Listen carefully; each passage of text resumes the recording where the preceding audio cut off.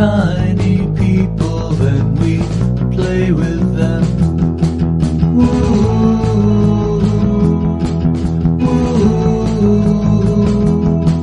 We paint tiny people and we play with them. Hello and welcome to episode 12 of Miniatures Monthly at the Crate and Crowbar. My name is Chris Thurston, and as ever, I'm joined by Tom Senior. Hello, we're 1 year old, Chris. I know, we're a pair of us. Yeah. 1 year old today. Tiny children, tiny bawling infants. Precocious, bearded, tiny children. Playing with little plastic people. Indeed. And a year ago, this month, that we first said those words. And it turned into a song by Mike Debenham. Amazing. I still love that song. Yeah, me too. Sometimes I sing it when I'm cooking. In the really? kitchen. I do, yeah. It's a strange time to sing it. Etc. Etc. Yeah. Well, people listening to this will have just heard it. As the I intro just reprised it then, you know. Exactly. It's so good, you've got to hear it twice. Fresh in your memory. 1 year. Incredible. Do you have a particular approach to hobby that's changed over the last year? Intros type question. Yeah, I don't, I think I'm still sort of ploughing on with it in a similar way, but I think I've taken a more kind of mechanical approach to painting units and doing, so I did, we'll talk about this in the hobby section properly, but I got through some Spite Revenants in a weekend, and it was properly just like, do this section on each model, and then that section is done. And then do the next section on the models, and they look, nice. I like them. Yeah, they look really clean, and they didn't take forever. They're just done, and I'm happy with them. And that to me is like, I've not put too much effort in almost to make it stressful to me or kind of an unhappy thing. It was just a lovely thing to polish off that unit, and now I can play with it. It's great. I feel the same way. Like, the thing I said last month about how I was going to use the opportunity of our skirmish campaign to try and just sort of like do a chunk of my corn stuff every month to prepare for the next game. This month, for various reasons, I fell behind on that. And 4 o'clock yesterday, I had 3 Blood Warriors that I hadn't painted. And they're painted now. Yeah, they look great. But again, just quick. Like, learning to get quicker, learning to get better at batch painting and more mechanical and actually understanding the virtue of things being done being better than them being perfect. Has been a really nice thing to pick up in the last year, I think. I'm kind of learning to be happy with it. And also, I think I feel like I've got a set of skills for metal and a set of skills for leather and a set of skills for fur. Yeah. I've got that stuff down pat now. I've been doing it for a couple of years, getting back into this hobby. So I feel like I've got a body of knowledge that lets me burn through things a lot faster just through experience. Yeah. I think that's the thing with hobby, right? Like getting things done is very satisfying, but also you can, get satisfaction from different levels of things being done. So with some models, you want it to be done in the way that you can pick it up and show somebody and say, look, I've painted the hairs on his eyeballs. Yes. I don't know what model that is. That's a Nagash model. Yeah. Some sort of Chaos Demon. Probably a Chaos Demon. And then there are some things where it's like, look, this unit is done and it looks nice together, which is like, you know, where I'm at with my Blood Warriors, where you're at with your Spite Revenants, right? Like it's that. Collectively, they look great, yeah. And that's something that I think I took this time last year when we started doing I was sort of like growing in confidence as a painter, but everything took me forever. Yeah. I'll probably return to that subject a little bit later on in terms of what we have been doing this month, but that actually links to kind of like, I think what a big theme of this month in Warhammer stuff and hobby stuff generally has been for me is, particularly given the vast amount of exciting news that we're about to dig into. Ridiculous amount of news. I've kind of come into this really comfortable with the idea that at least the next couple of months is kind of about getting through my backlog of stuff. Right? Yeah. Like, I'm saying this now. I'm saying this like in the ass end of January, and it's a very January thing to say. Yeah. But this is me. This is my New Year's resolution saying that I'm going to clear my backlog before I really take on anything else. I will make exceptions for new Shades by Warbands. Oh, yes. Because I will get enjoyment out of the cards and things, even if I don't paint them straight away. For sure. And I will make exception for, cool one-off solo models. And I say that so that I can buy the Dark Oath War Queen. And, would you buy any of the other line portents heroes? Not straight away. Okay. Yeah. But that's it, right? Yeah. So before we plunge into an army and news section where I'm inevitably going to talk about armies I now want. Of course. I want to caveat the whole thing with like, that's kind of what I'd like to do. How about you? Like, what's your kind of outlook? Very similar. I think, the releases they've talked about, and which we'll get onto imminently. Again, I'm lucky that I'm not too enticed by them. The big release that I wanted to happen, like a big death release, hasn't come about yet. So that's the thing that would distract me from my shame pile, would be like a big death release. Right. So now that's kind of not on the cards in the near future. I'm free to paint up my Vanguard and to do my Sylvaneth, and actually, again, that pile of shame is just going down. It's going down. It is, yeah, I found the same thing. Like, it's, I think it's helpful that we have, cool, like multiple cool kind of threads of engagement with the hobby on the horizon at the same time. Like, it feels like, from the Malign Portents campaign, which we'll finally talk about. I appreciate that when we last recorded an episode, we didn't even know what Malign Portents was. About to be announced properly, wasn't it? It was, yeah, it was days from being announced. Now we have all the details pretty much. But things like the fact that you and I are still planning a Firestorm campaign, yeah, like a table kind of campaign, like a map campaign system, which will require big expansions to our, kind of classic armies, the Tzeentch and Stormcast stuff. So that's on the horizon. So all of that stuff is in an era of very exciting new stuff coming along, is a kind of also an equal and opposite drawback to like focusing on the boxes of grey stuff sitting under my painting desk. Absolutely. Which is very healthy, I think. Like I think, there's definitely a common thread in hobby communities of like consoling and encouraging each other's shame piles. You know what I mean? Yeah, like saying, sure. it's okay, right? Like sometimes you just really want to paint something, and I get that, right? Definitely. I've definitely gone off piste this month. But I went off piste within my shame pile, and I'm glad I did. Okay. If that makes sense. Yeah. So you already had that model. It was just one component of your shame pile that you... Yes, exactly. Like I went rogue within my shame pile. That's rather reasonable. than That's going allowed. rogue within Games Workshop. Yeah. With your wallet in Yeah. the Games Workshop store. Good. Let's talk about the news, because it feels like everything else is going to break off from Absolutely. that. So there has been loads of it, and we're not going to break down the news by chronological order, because God knows, I mean, you don't care, listener, you know, you're getting to the end of January. We'd be jumping around madly between things as well. Between settings, yeah. So we'll kind of start off with 40k, because it's obviously the setting that we engage with a little bit less, but more and more as time goes on. Yeah. So there's been a big run of codexes, basically. Yeah. So I kind of want to break this down by release date a bit, because some of these are out now. But the first codex to come out this month was Codex Chaos Demons, which I have. So I can sort of talk about that a bit from the point of view of having bought it. And that was a kind of no-brainer for me, because like I have a big Tzeentch Demons army. So I have a ready-made 40k army really for whenever I want to use it. And but mostly the reason I get codex is obviously there's new rules and there's clarifications, and I think they've shown I'm impressed by how rapidly these codexes are coming out and replacing the rules that were in the index books that came out alongside 8th edition Warhammer 40,000. Yeah, they promised that it would be quick, and obviously we got the predictable Space Marine and Chaos Space Marine releases last year, but now they're moving into, for me, more interesting types of army for 40k. And doing new armies. Yeah. And codexes for armies that don't have codexes traditionally. Like, it's kind of like, it's not just filling in the, like, probably sucks if you're an Orc player and you're still waiting, but like, one you know, day. yeah.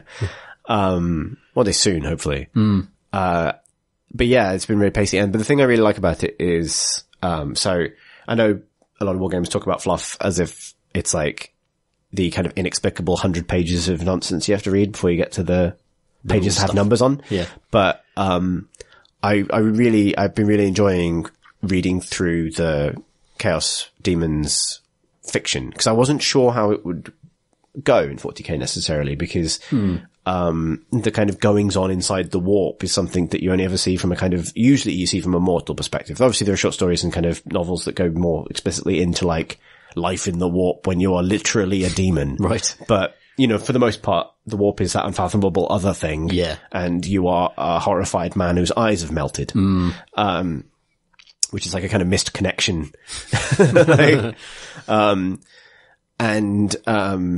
Actually, this is really nice, because one of the interesting things is in some cases, it's twists on stories that are the same in AOS, but have a kind of 40k version. Yeah. So, like, what happened to Scarbrand is slightly different across both settings, but functionally the same. Yeah. And different characters, and then it includes all the new Nurgle characters, things like that.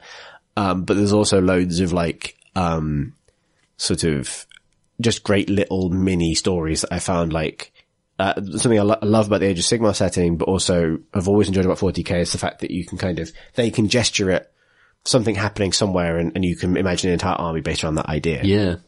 So, I don't know if there's ever been in a previous bit of 40k fiction, but I'd never seen it before. There's a great bit of storytelling in Codex Chaos Demons where, it's just a description of the, realm of Khorne. Each god gets a description of what its realm is like within the warp.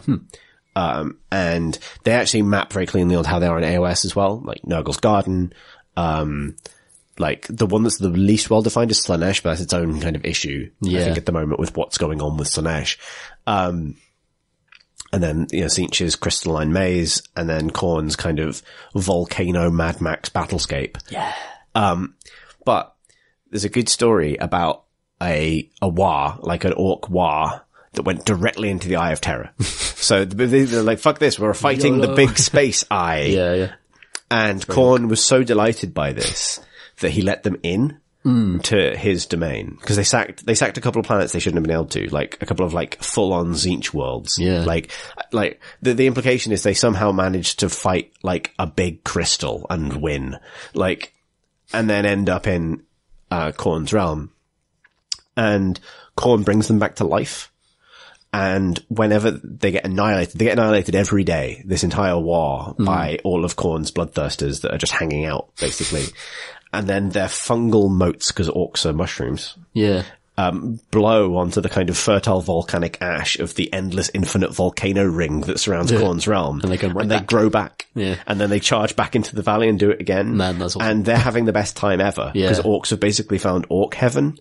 And Khorne's having the best time ever. It's their Valhalla, isn't it? He's found like the only mortal thing that It's really up for is it. still having all fun. the time. Like, Yeah. and I just really like that. And I thought like, and I kind of like the idea that you could do an orc army that's just like the demon orcs that got lost really badly. But there's lots of little details like that. There's like, the one of the only reasons that the Cicatrix Maledictum, the Great Rift in the center of the galaxy, abated slightly is because as soon as it exploded, all of the gods saw the potential, the whole Chaos gods saw the potential that it represented at the same time and started fighting each other. So it went like, oh, and then it could have destroyed the galaxy, and then they fought each other. Then it abated. And then in order to settle that, they decided to have a contest of champions where they just each send one army. Oh, right. But then they all cheated. And because they all cheated, Tzeentch won. Because that's how that works. Yeah. But then Khorne had a tantrum because Tzeentch won and hit reality so hard, they basically just started again. Like, That's it's hilarious. like nothing happened. Like Chaos Gods, everybody. Yeah. But like, I really like that stuff. It's full of like little details like that. So that's one of the reasons to kind of get these codexes for me is like, you get this kind of like really rich, background stuff. But I haven't played the game with the new rules yet. It did prompt some interesting kind of, when the rules were introduced, it sort of opened the door for lots of kind of abusive combos and things that very quickly got kind of nixed by GW, FAQs. which kind of just, I guess, reinforces that sense that they, are willing to kind of close stuff off quite quickly. But I guess probably won't have more to say about that until we play a game with the new demon rules. Yeah, I need to paint up some Space Marines so I've got less of a janky force. A kind of half and half mishmash. Sort of extremely lost 10,000-year-old space wolves. Exactly. Like why with these guys? And yeah, also like the Space Marine armies you get out of the box in 8th edition is pretty one note. Like you can't do a huge amount with them. The most interesting decision is what you do with the guys who come down from space. And the rest of them are just stand within each other's buff radiuses and, are just a sort of fire base really. I watched an interesting game from the Las Vegas Open, which is on this weekend as we're recording this actually. Yeah. Which kind of highlighted how a lot of the new stuff that's being introduced in the game kind of complicates like 40k at the moment is a game of buff radii, basically, in some extent. But there's a lot of new interesting spells and things that, complicate that. Yeah.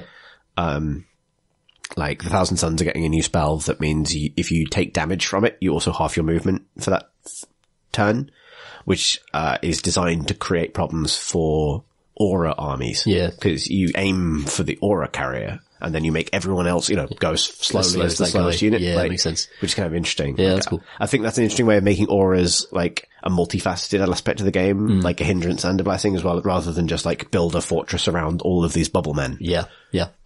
Which is kind of how, that's how it plays out of the box, but yeah, there's lots of interesting units and stuff coming through the new 40k. So actually speaking of which, so the next codex, we'll move over Custodes briefly because it was out this weekend. Yeah. That's obviously a new miniatures range as well, which maybe worth talking about. Yeah. The Emperor's finest. The Emperor's goldest finest. Yeah. They're better than Space Marines, Yeah. but also ancient. They're pre-Space Marines.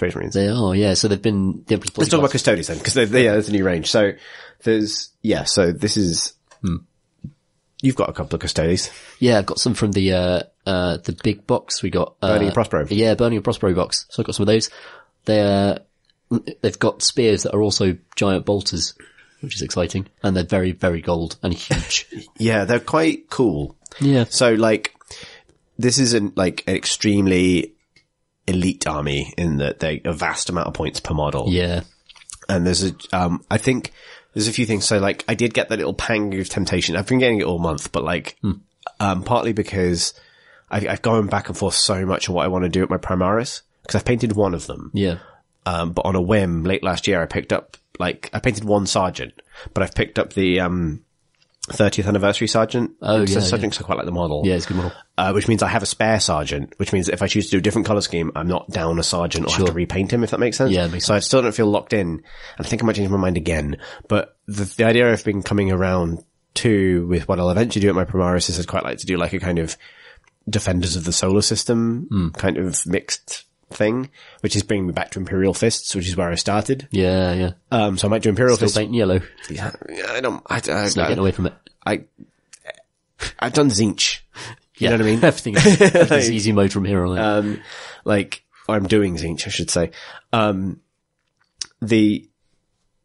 But no, I find Custodians quite tempting because like they're just such cool miniatures, and the new range, which includes like the jetpack guys, which are great, and the biker dudes are cool. And I think coming from the kind of very horde kind of glass cannon stuff I've been running, a durable army is an interesting change of pace for me. Yeah. Like, and something I really like that they've done with the kits is that all of the heroes, apart from one, build out of the standard infantry boxes. Oh, cool. So, and all of their minimum unit sizes are small enough that like, if you buy the box of 5 dudes, the minimum unit size is now 3. So that you can build the captain and the standard bearer, who are the Vexilla, which are standalone heroes. Yeah. And then get a box of 3, a that's minimum nice. unit of 3 out of that box. That's And then really you can buy another one to get a second unit. Yeah. But there was a joke that they're going to rename the existing Custodes box as Start Collecting Custodes, because it's a box of 5 dudes, but it comes with a troops unit, an elite choice, and the HQ. Yeah. That's cool. That's really nice. So, like, I love the idea of blending rank and file and hero models in the same box. yeah, and so you can just assemble it as all rank and file if you want, Yeah. but the heroes come in the box as well. And that's true of every Custodes kit. I really like the hero models as well. I love the faces. They've got really stoic kind of expressions. Yeah. You know, it'd be a challenge to paint them, but I think they're cool models. Because the fiction is that they are the Emperor's bodyguards and have been basically since forever. Yeah. Like, the Emperor built they predate the Thunder Warriors, Right. Who are the proto Space Marines. Yeah. aren't they? In fact, they're the ones that killed the Thunder Warriors. Right. Because the Emperor finished reuniting Earth. Oh, did they rebel? No, they needed killing. Because, Okay. Because like, their role was finished. They were basically like, I don't know what it was that was wrong with the Thunder Warriors. I think they weren't immortal like Space Marines are. Yeah. Space Marines are they die if they're killed, right? Yes. Otherwise they live forever. They pretty much do, yeah. So, but I think they're a bit too prone to going a bit mad. Like, they were kind of savage warriors made to reclaim the Mad Max planet that Terra was before it became Right. gothic. I think Guillermin hyper. talks about this in the Dark Imperium book a little bit. This idea that the Space Marines aren't really made to govern. And I guess the Thunder Warriors might have been just an even more extreme version where that, like, seriously, you don't put these Kill guys in charge of a everything. society. You know, they are just barbaric hordes. Yeah. So basically, as soon as, I think also there's this thing that like the Emperor's like, well, I've made this army to conquer Terra. I'll now make another army to conquer space. And I need to get rid of the old one, or they're going to be awkward. Might as well test the new one on the old one. Well, no, because it's the Custodes who've been there from the beginning. Oh, I see. So they've always it's been like, Custodes, can you get rid of these guys quickly? So the Custodes killed all the Thunder Warriors and then the Space Marines come along. It's pretty hardcore. Yeah. Something I did like is that the book opens up different Custodes colour schemes, like quite dramatically. good. So you, like, there's a, like, the Custodes that guard the black cells under Terra where bad people are kept, wear black armor, which looks that's really, cool. That would like, look really good on that's those like taking a super easy mode painting army and going like, do you know what? I wish this was hard instead. Right. Yeah. Like, imagine all of that detailing, but now you have to edge highlight it, and it's black. Man, dry brush all the way. You can't really dry brush black. Dry brush It turns all the grey. way. Yeah, it's It turns true. grey. You're right. You have to, black requires really fine edge highlight. Yeah, you're right. Yeah. Challenge accepted. That sounds rad though. They're already cool models. They're a cool concept. They've been in the fiction sort of in the background forever as well, haven't they? Yeah. And they're super powerful as well, which is kind of neat. And I love the jetbikes. Jetbikes are very cool. The lances and everything. Yeah. Really, Not going to buy any because pile of shame. But nonetheless. Cool. So up pre-order this weekend, next codex coming out. God, we've got so much news. We should really crack through this. We'll pull it after this, is Codex Thousand Suns, which I find very exciting. Yeah. Why though, Chris? I mean, is it because you've got, I don't know how many painted red dudes? So having gone back and forth about my Primaris so much and then all the other stuff, this coming along and then seeing some of the new fiction and then watching like a Warhammer TV game where they were playing, I was like, oh, but these are my favorite. Like, I've been trying to figure out, like, what's my favorite Loyalist Space Marine chapter? Yeah. And the answer is The Thousand Suns, the best Loyalist Space Marine chapter, because they didn't do anything wrong. No. But a bit. Now they're made of dust and they kill the good guys. Well, sometimes they're made of dust. So this is a cool snippet. Changed this a little bit. No, but they haven't. But so a cool snippet from the codex that showed up on a website or something, is that, because during Gathering Storm, when the Inari were running around, because Ahriman by this point has basically mastered the webway. Okay. In fact, the Thousand Suns have an ability based around that now. They can deploy troops in the webway. Oh, well. Like Eldar. Which is kind of rad. Like, I like a Space Marine faction that is using everyone's technology. It's kind of, that's interesting. Basically, in the Gathering Storm books, this had already happened. Basically, Ahriman faces down Ivrain, who's the emissary of Inead, so the Eldar god of death. Yeah. And she demonstrates their power over death by resurrecting the Rubric Marines he's with. Okay. So they turn around and look at him with their human eyes again for the first time in 10 millennia or whatever. And they are immediately killed by a Wraith Knight. Just showing them what they can do. Yeah. But now the sort of plot notion is that Ahriman knows that the Inari can fix this. So apparently, like, the tease is that the next step for the Thousand Suns is war on Camorra, which is such a great kind of awesome. Mashing up of fiction. Like, I love the journey these characters go on over such a long span of time. Yeah, that's right. And, that's sort of, in the end of the last sort of wave of 40k fiction, Magnus pulled the Planet of the Sorcerers out of the warp and parked it next to Prospero. And then the step after that is Ahriman going after the Dark Eldar, or the Drukhari, for their death secrets, which is kind of rad at the same time. That totally makes sense as well. And they've done loads of things with the book as well, like, hugely expanded what Zangor can do and brought the Zangor Shaman into 40k and brought the Mutalith Vortex Beast from AOS into 40k. Cool. Yeah. So, as someone who's currently working through 30 Zangor, has been, then, like, it means that, like, out of the bat, like, this feels like the army I should do, right? Like, I love the fiction, I love the models, I've already got a lot of the models, it allies with Tzeentch demons naturally, which I am swimming in, so. Yeah.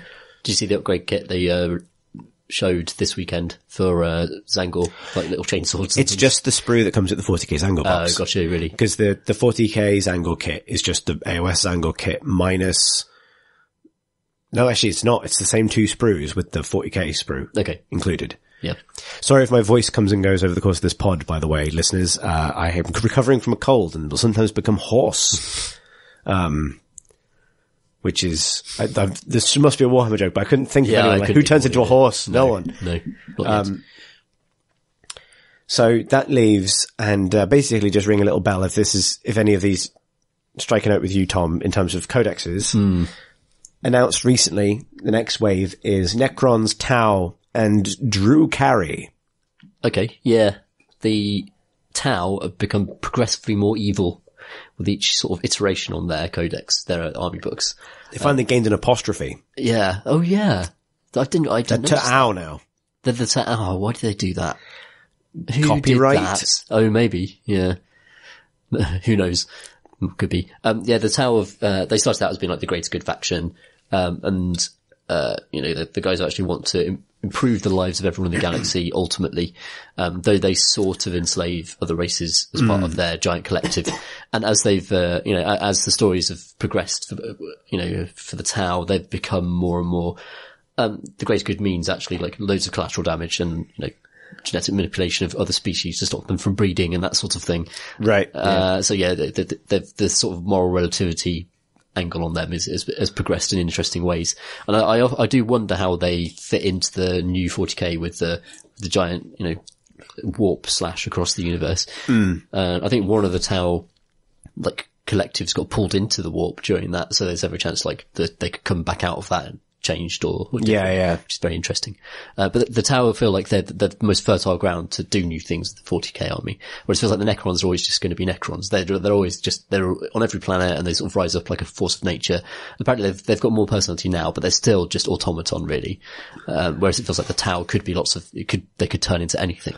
There's more potential there. Yeah, it's nice. These factions are all interesting because it's like other responses to chaos. Yeah. Like Necrons are a potent anti-chaos force, but because they're skeleton metal men that live under the ground. Yeah. Which is about as orderly as you get. Yeah. And Tau are kind of too young and a race to be kind of like completely lost to chaos, like humanity arguably is. They're kind of naive as well. There's some naivety to the Tau, which is really interesting.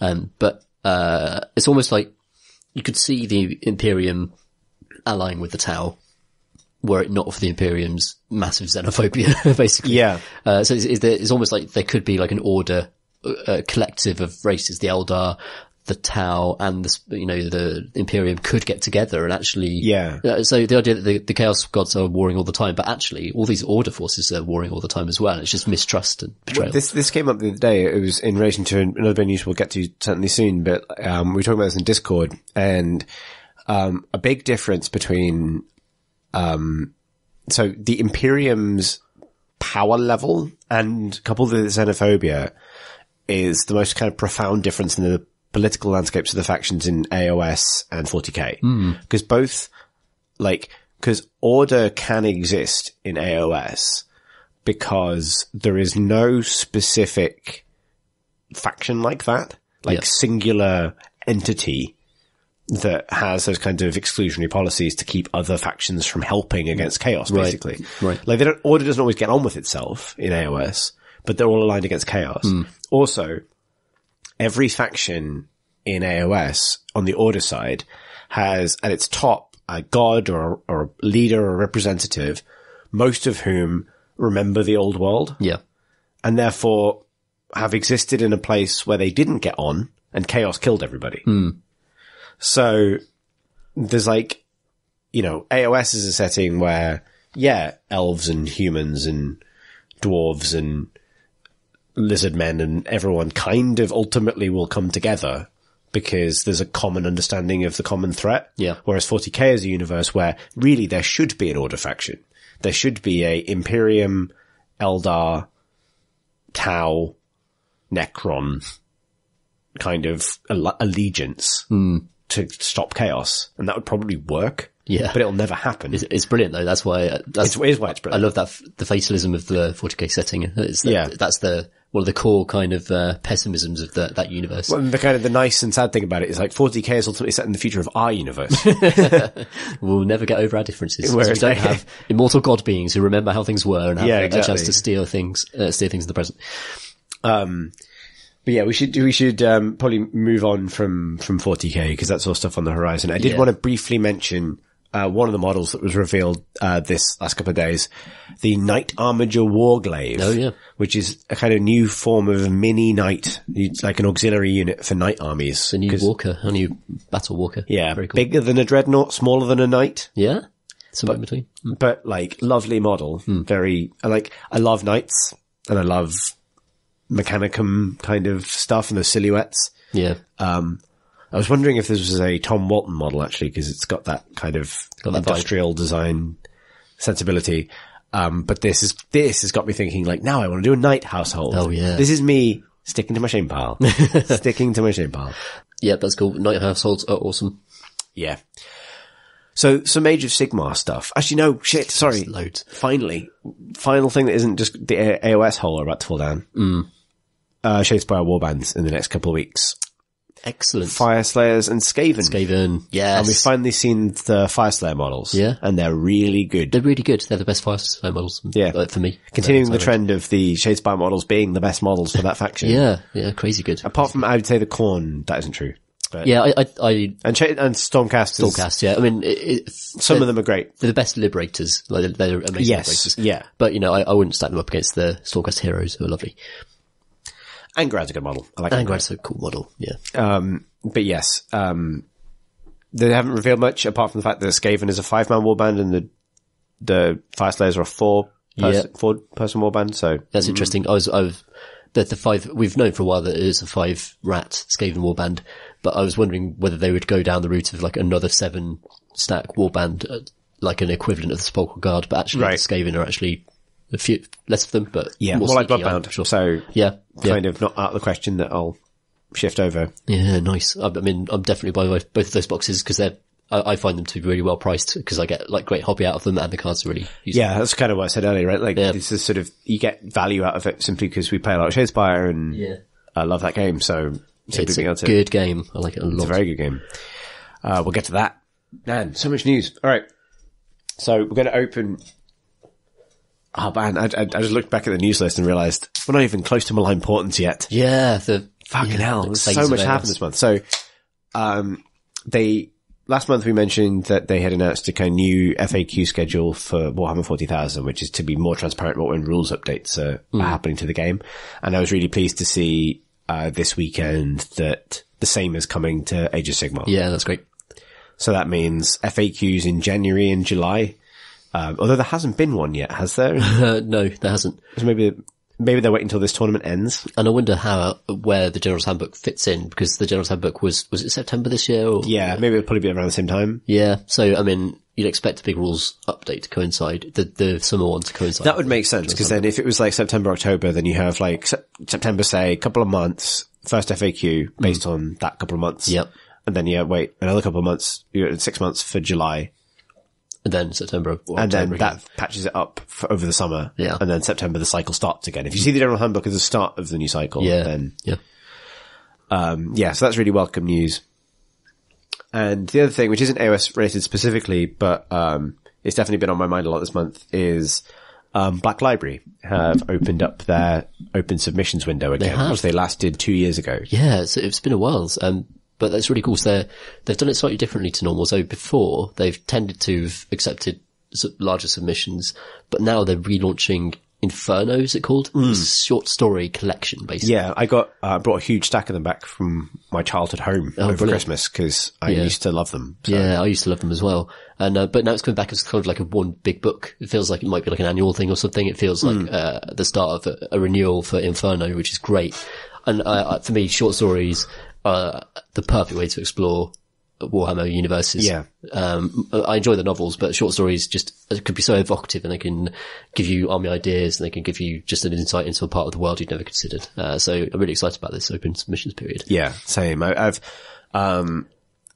it's been, given a lot of thought, and I'm taking my time with it. I've got so it's a submission of a paragraph and a 500-word excerpt. Yeah. And I've got a paragraph now that I'm happy with, so it's just about starting on that excerpt and getting it right. Yeah, nice.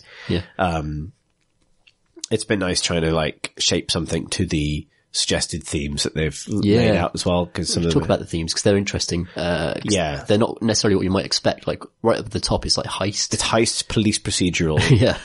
So the interesting thing about them is they go from things like that, which are very specific, and might draw your attention towards 40k more obviously. Arbitres procedural or whatever you'd call it. Yeah. Down to like, ghost story, paranormal, horror, and then adventure, which is so broad in that setting. Could be anything. And the last one was just war. Yeah, exactly. And there's only war, so. It's anything really. I enjoy the sort of I see it as almost like a hierarchy of interests. So war is at the bottom. Like you can always do good war stories. There's always going to be good Warhammer war stories, but how many good heists do you read in the Warhammer universe? How many good ghost stories? Yeah, and that was, so like initially I kind of, cause I'd had a story knocking around my head for a while, which was probably more in the kind of ghost story thing, but it was sort of vague, like that was a stretch.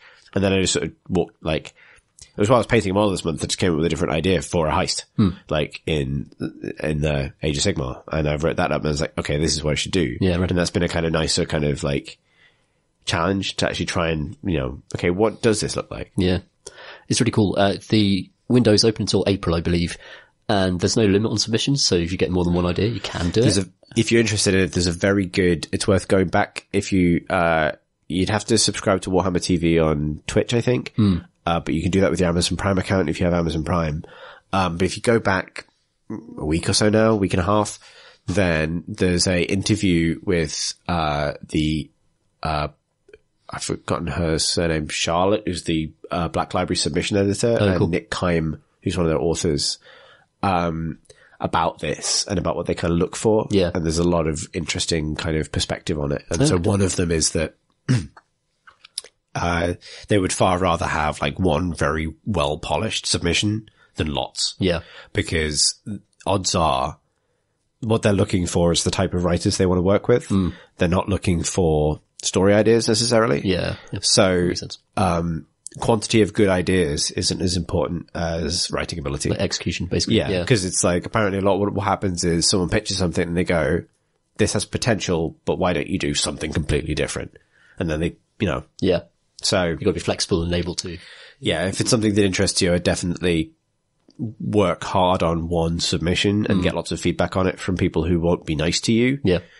And then do it rather than. That's cool. Yeah. It's a big open submission period though.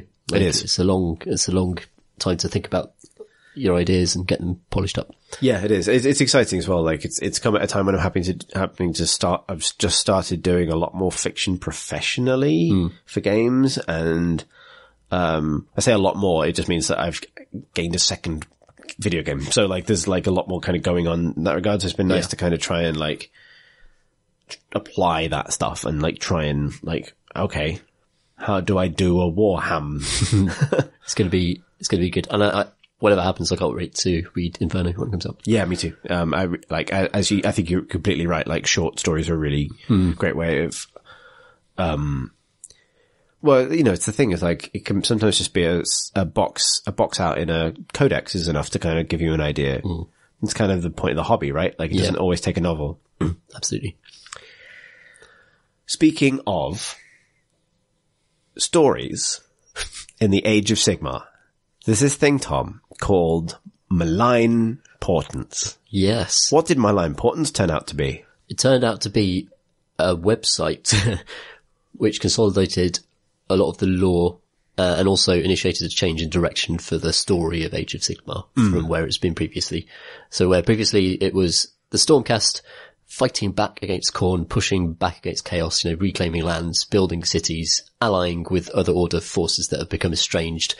Now, the fight turns to Shyish, the realm of death, where Nagash is building another bloody black pyramid again.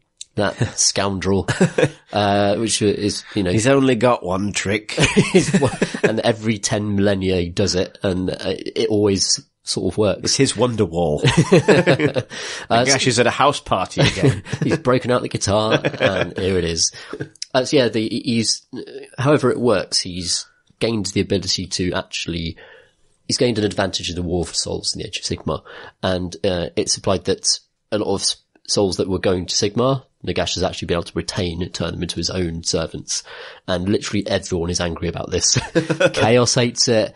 Orcs love it to an extent actually because it means there's going to be a big fight in Shyish. Sigmar hates it. So everything is It's one weird trick. Yeah. Nagash has just trolled the entire AOS setting basically with the latest malign portents twist turn of events. What it means in terms of like releases and stuff is more unclear. So there's going to be a malign portents book, and that's going to contain like battle plans and things and lots of fluff and lore, though I don't precisely understand how it fits in to, is it a new rule book? Is it, is it a campaign book like Firestorm? I mean, or like the Realmgate Wars books. Yeah. So maybe it's like that. Maybe it's like a fluff book in that way. But there is going to be, a Forces of Nagash, army book. So Death is finally going to get its rules refresh, which is desperately needed. Even though Death has been competitive and interesting, it's desperately needed a kind of going over and just kind of fixing the key words and just a reorganization of those forces. It needs to be made compliant with matched play. Yeah. Right? Like, it feels like the General's Handbook 1 screwed over Death. If that makes sense? Yeah, I think they're both pretty unkind to Death. Like, it's simply in terms of faction labeling and what can ally with what. And whether you can put a necromancer in a thing and break a keyword, you know what I mean? Like break an allegiance. Yeah. Just cleaning all of that stuff up. Like Death just really needs that. But what I was hoping for was like a big Death release to accompany it. Like if it's all going to Shyish and all the kind of, even the art has changed to become this almost like Shadespire, just dark green skull imagery, throughout, the new kind of AOS setting. I was hoping there'd be a tease of a big death release, and it could still happen, but that's not quite what we got from Line Portals. Yeah, so, and obviously the subsequent reveal of a completely different miniatures range for AOS, heavily suggests that no new models are coming with this, apart from the Heralds. So apart from the 4. Yes. We've already discussed actually, no, well, I guess when we last spoke about it, we hadn't seen the Lord Ordinator. The engineer. I just call him the Lordinator. The Lordinator. Yeah. So it's the Sigmar champion with 2 hammers who's very good at fixing war machines and making them reroll to hit. Yeah, which makes it sound like one of those unopened Stormcast chambers. It's either is it Logister chamber or the Ruination chamber? Yeah. Whichever one sounds like it's more to do with guns. Yeah. Logister sounds good to me. I don't know what that word means really. It's a made up word. Calculator chamber. There's people, scribes in there. War scribes. So the Lordinator is the first hint at, perhaps a new chamber. Though again, I don't expect much more in the way of Stormcast releases actually anytime soon, based on never say never to Stormcast especially. Yeah. I think, yes. So I think, there's some rumors that a lot of the, war scrolls from, Legions of Nagash had leaked, and that means that, there are basically no new models. It's like new uses for existing sculpts, new uses for existing kits. That does mean it doesn't feel like a range refresh in the way that, when we've seen rather than new factions, when we've seen old factions get refreshed in Age of Sigmar, it tends to mean there's like a cleanup pass on not just new ideas, but old stuff too. So Tzeentch is the perfect example, not to go back to my wheelhouse, but when they did the big Tzeentch refresh, you got new stuff, you got Zangor, Blue Horrors, Blue Horrors were old, but perfect example actually. Zangor's complete, in the fiction, never had a specific model. Right. They gained a specific model. Yeah. Big part of the army now. Blue Horrors, in the fiction, there were models, but you could only get them because you got 3 of them with every chariot. So if you wanted to make a unit. Yeah, okay. That's not very practical. So just cleaned all that up. So clean that up. Brimstone Horrors, invented, right? Come along and patch that up. Yeah. And then they also, they replaced almost all of the old resin models. So there's a few left. Smooth them into plastic. That's cool. Changeling, new plastic changeling, yeah, that kind of thing, right? Moves along. That feels like a really coherent refresh. There are a few bits of resin left over of old sculpts, but not a lot. Yeah. The same happened with Sylvaneth, the same happened with Nurgle. Yeah. It's a refreshing of the old models, moving them into plastic where relevant, and then also new models. Death feels like it's not quite that far. Yeah. So I suspect we'll see some reboxings. Some new skelly boxes and stuff. Yeah, of existing plastic, right? Yes, yeah. But it's not like a new range, and there are a few kits that really desperately need it, like Blood Knights. Right, definitely. Because if I ever did Death, it'd be vampires. Yeah. And Blood Knights are super cool on paper, but they're 60 quid for 5. They're still metal as well. And they're resin. Oh my god. Yeah. Nah. Yeah. A friend Chimp, he bashed some really nice Blood Knights, rather than do that. Of course, which is always an option. That's why those rules are still valid and useful and exciting to have. They're very cool. Yeah. You could still work around them. But yeah, if they don't do that type of release for Death, I'd personally be pretty disappointed. So here's a theory. We know that GW's miniatures production time is pretty long. 2 years for a range, right? What's interesting about that is it means that we are only just now getting into the period where new miniatures that are coming out were designed after the big top level managerial shakeup at GW a couple of years ago. Yeah. That set them on the path to getting better as a company, which is where they are now, right? Yeah. Most of the stuff that's been coming out was designed, or the spark began under previous management, including stuff I suspect like the Primaris Marines, which were probably a kind of shoring up the company's bottom line thing during a time of greater risk, right? Company's in trouble. What do we do? New Space Marines. Double down on Space Marines, yeah. For sure. I suspect that, what we'll get to in a minute, the new Witch Elf range, the new Daughters of Cain, was something that was also in the pipe. But one thing that's been very consistent in the AOS community since the last couple of years has been a demand for better rules for Death and a focus on Death as a kind of faction that really hasn't had very much love. So the thing that can be turned around faster than models is books. Yeah. So I wonder if my guess is, and this is a complete guess, that they knew what they had in the pipe model-wise, but there was a desire to do a soft fiction relaunch, which we should also talk about, because it's something that Malign Portents also comes with. And also to kind of show Death some kind of love. So, because there aren't new models straight away, Death is getting pushed to the front of the story, and to be the kind of like future of the, like, or at least to become the present of the aesthetic of the game, if that makes sense, right? Like, Death is everywhere, except in the models, because that might follow. Does that make sense? Like, it's the thing they can do without changing a miniatures production plan that was probably set in stone quite a while ago. It does make sense, but I think it creates odd expectations because totally, if you're going to lead so hard with Death, as a miniatures company, you expect the miniatures to follow, and to not get them is a shame. Not that, I mean, there are loads of blooming great Death models. I mean, Nagash is still one of the best models in GW's. I really love the Mortarks. Yeah, the Mortarks are awesome. The only models I don't like in the Death range are the flying bone dudes. The Morghasts. Yeah, the Morghasts, who I think look a bit too silly, but the rest of it, the vampires still look rad. You're right that we need some Blood Knights. And there is a lot of refreshing, like, I absolutely love the White King model. It's one of my favorite models in all of Games Workshop. Skeletons, they just look good. The skeletons look awesome. And who knows, I'll probably buy a few boxes of skeletons. Yeah, the Knight of Shrouds looks great as well. He does. I love that model. And it's just, I was just in the mood for some Death, Chris. Yeah, I think GW have gotten very good at kind of like building hype for stuff, but they need to kind of proportion it.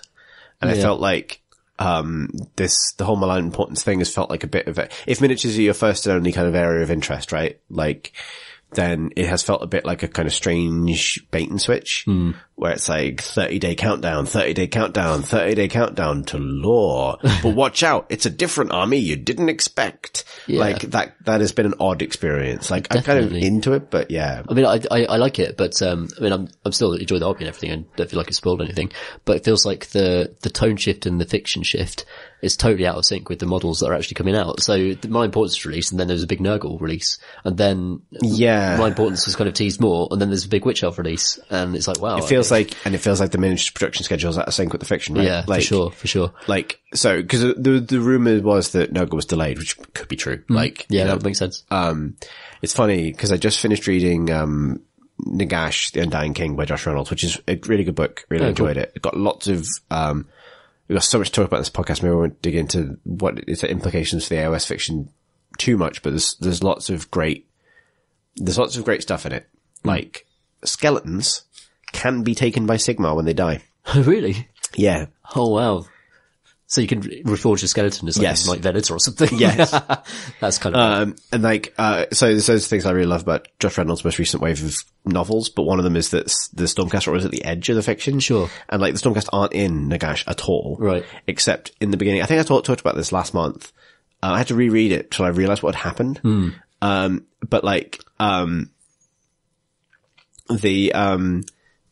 it's just a great bit of storytelling, but basically, like, you know, at the beginning I said it's mortals fighting alongside skeletons. And that's the thing they've really introduced the realm of death. That, yeah. And the lead character, is defending a gate, and her brother walks out to help her with his army, and he's a skeleton, because he died years ago. Yeah. Sort of, this is minor spoilers for the first chapter of the book, but, he basically faces down like a Nurgle sorcerer by himself and gets like, sort of like, he's a skeleton, gets like swamped by bile. And then as he's being swamped by bile, like clouds gather overhead, and then a lightning bolt hits him. Oh, wow. And initially I thought that was like Nurgle magic. Right. But afterwards it establishes that Nurgle doesn't know what the fuck just happened either. Right. And it's like, it completely just lets you read between the lines. Nice. That like, Sigmar's still watching. Like, he's grabbing those heroes. Yeah, it's like, and it's such a great. That's so awesome. Yeah. Like, and it's also a really lovely, like, description of what someone else getting taken by Sigmar looks like when no one knows that's what's happening. Yeah, yeah. Because just the storm clouds start to form around the battle, and then just like one bolt of lightning comes down and takes that guy. It's such a cool That's moment. awesome. That's really There's loads of really good stuff in it.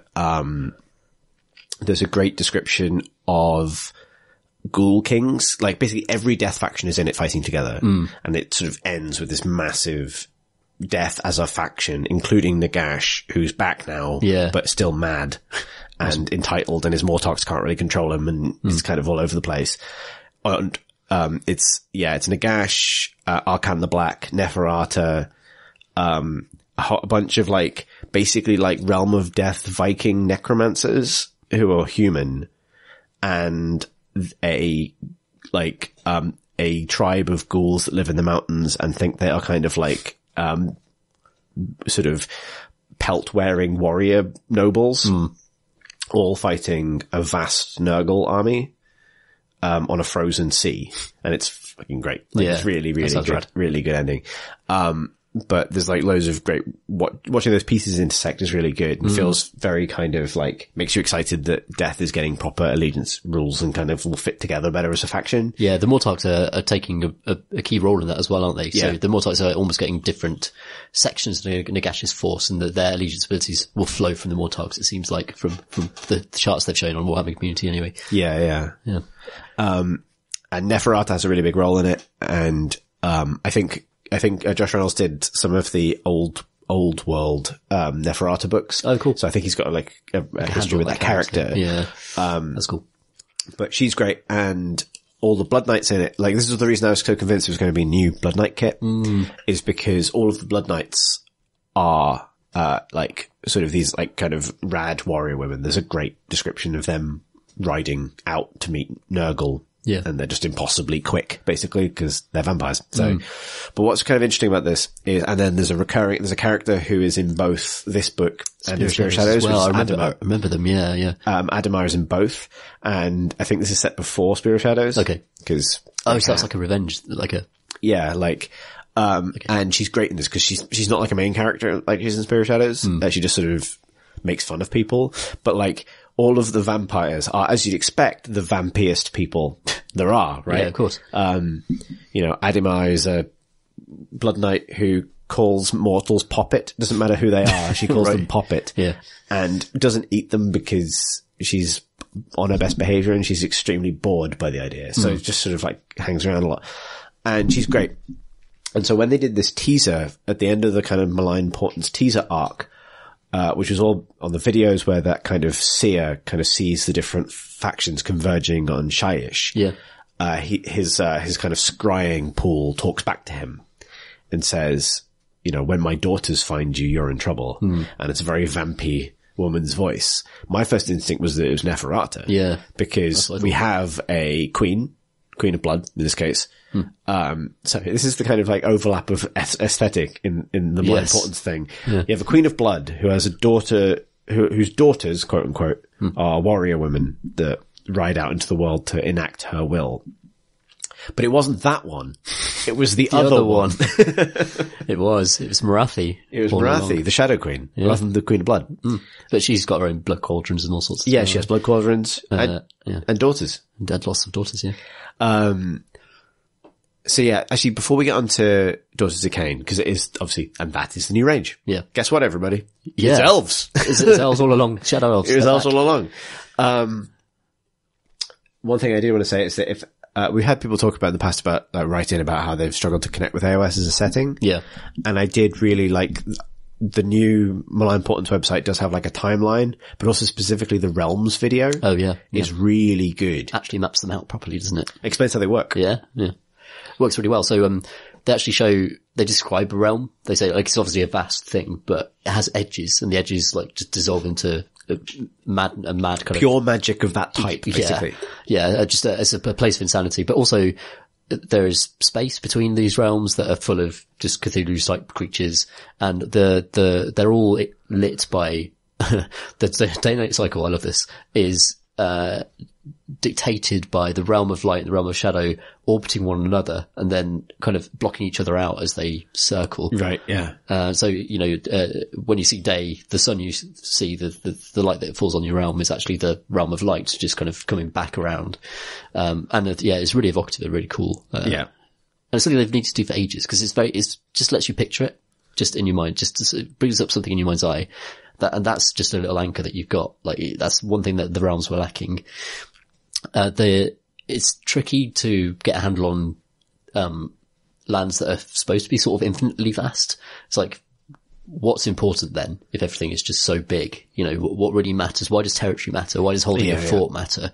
Why does losing a battle for this plane matter if it's so huge? And I think they've not quite established that yet. Like, apart from the cities they've obviously introduced. To be fair though, I don't think 40k has either, except for the places that have the benefit of decades of fiction about them. Yeah. And Earth, because as we have an attachment to that, right? Yeah. Like, at this point in 40k's life, no one gave two shits about Cadia or Fenris or Prospero or, you know what I mean? Like, but they all have a lot of significance. So Cadia is just like the last line of defense.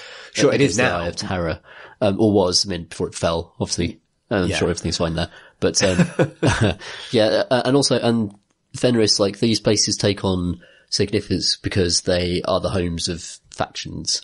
that's true, yeah. And it's difficult to say the same for the realms. So, like, Gairan is the realm of the beasts, is like, what's strategically important to any faction about any section of that land. And, it's the sort of thing I'd like to know more about, to be honest. Like, yeah, I think the next step is to kind of ground some factions in some particular places. Yeah, I think so. Because the idea that, like, for Sylvaneth, for example, I mean, they were a big part of the Realmgate Wars fiction. Yeah. And it did do quite a good job of, you know, telling you about the enclave that the Sylvaneth had retreated to. This idea they'd been pushed back by Nurgle and that they were able to expand again. But that's one of the few examples of that, really. Like, it feels like Fyreslayers could just turn up anywhere. It feels like Stormcast, obviously, by their very nature, are going to turn up anywhere. But yeah, I'd like to see it evolve a bit more. There's a good, off topic, but there's a good, description of Realm of Death Sylvaneth towards the end of cool. Nagash and Duncan. Interesting subject. Like, not quite the same idea that you've had, which is obviously they can coexist, which is the benefit of that's true. story. That's really true. It's more like these are the kind of Sylvaneth that have taken on themselves to escort dead Sylvaneth to the underworld. Oh, rad. That's really cool. So they sort of, the Trees trees soul pods and things. like trees on the road to death. That's really cool. I like that. That stuff's good. That's the thing that I love about AOS, actually, is that type of story couldn't exist in the old world. Like, the old world, as we've said many times, is like, I loved it, but you couldn't do that kind of concept of a story, could you? Like, no. Because the trees are just in Athel Loren, and that's where they live. Yeah. And they're not going to go anywhere else, really. They just protect the forest. Yeah, and Athel Loren is always going to sound like a Tolkien thing. Very true, yeah. And they all look like Tolkien elves, so. Yeah, funny. Yes. So anyway, so that brings us to, so the other thing Malign Portents is actually quickly is that there is this, campaign that's running. Mm-hmm. So it starts with like, it's obviously, this is sort of a community building marketing kind of event thing. But actually I find this sort of thing quite fun. So it's going to be a 6-week campaign beginning in mid-February, which they're billing as a kind of like mass choose your own adventure kind of thing based on buying and painting and playing miniatures games at the stores and wherever. Yeah, reporting your results. Like, these sorts of things have always happened and they've always sort of worked. And so I expect this to sort of work. It will sort of work. The trouble with these things, like, I like them, they're good ideas, and it's nice to have that kind of interaction between the community and the company, but the same factions always win, really. It's always the Order faction that wins. It's always the Space Marines that win. Like, apart from that one time Orcs won. Really? Yeah. When was the that? First, oh god, it's the end of the first, kind of the first version of End Times. Oh, okay. So there's a bit of parallelism, accidental parallelism. You know how like, there were literally like 2 or 3 13th Black Crusades in 40k? Yeah. The first time, I can't remember the exact circumstances, but I'm pretty sure the first time Archaon invaded the old world properly and got as far as the gates of Altdorf or whatever. Yeah. Orcs won the phone vote they did, and no one was expecting that. So it just ended with an orc walking out of a crowd and kicking Archaon in the balls. That's not a joke. Really? That happened. Is that and Archaon was like, oh shit, I better go then. And like, that was no. that. Yeah. Oh no.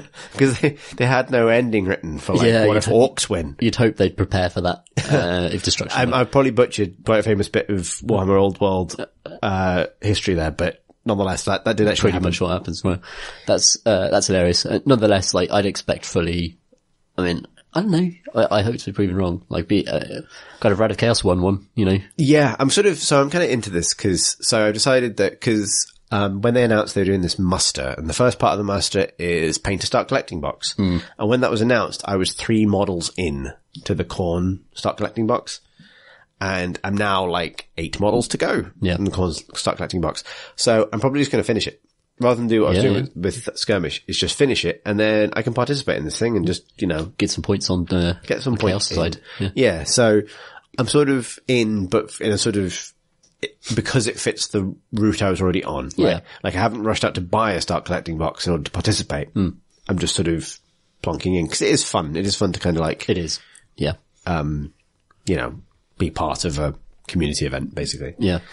I wonder actually if this will actually break down along Order Chaos lines, because they've got different, the names of different kind of results or factions or something. Yeah. Like the Drake and so maybe they might have solved this by breaking it out of the Grand Alliances and actually making something else happen, defining factions. Yeah, maybe it's more about outcomes. Yeah. So you could end up with a situation where Chaos and Order both want the same outcome to a particular event or something. Yeah, and then, so I'd be interested to see the actual execution might have changed. So they might have solved this. Yeah, that'd be interesting. It'd be interesting if like, I don't know, if the bonuses you were fighting for weren't like faction specific, but were like, units with 2 or more wounds get rerolls of hits for the next phase or something. And so different factions want that for different reasons. Yeah. That'd be interesting. You know what I mean? Something like that. Right. That's a complete spitball, but like, I like the idea as well. This time there's like a multi-stage thing where they talk about like choose your own adventure, but it's got more branching paths than the cities thing did. So,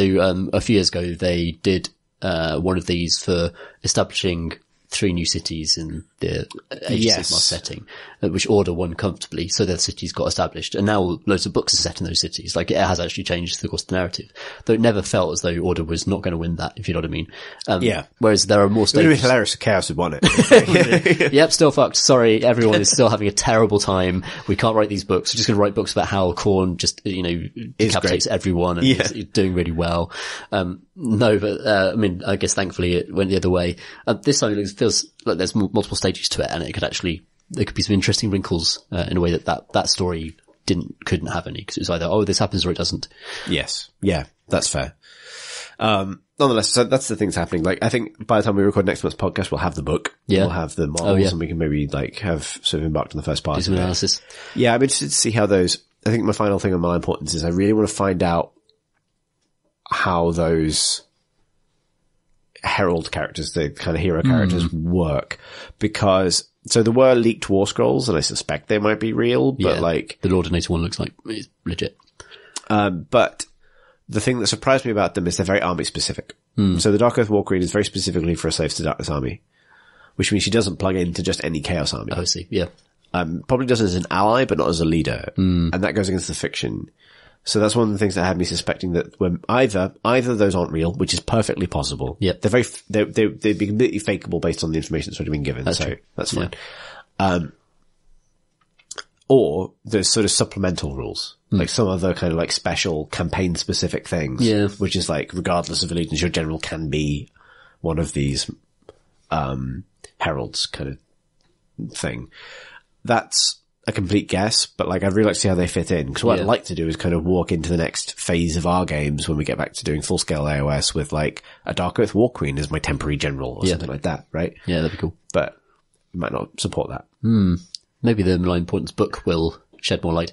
I think it's been a confusing series of announcements and releases. The whole Malign Importance thing has been, I think it's confused the community. I was confused about it. I still don't know what that book is, what the Malign Importance book really is, and it's really cool that AOS is still moving, but I don't quite know where it's going, even though they've done all this. Yeah, it hasn't been for something that was such a, and it's a good website. It's got a lot of good short stories on it. Like, you should read the short stories. They're good. Like, there's loads of things to mull over, but like, it's been a confusing,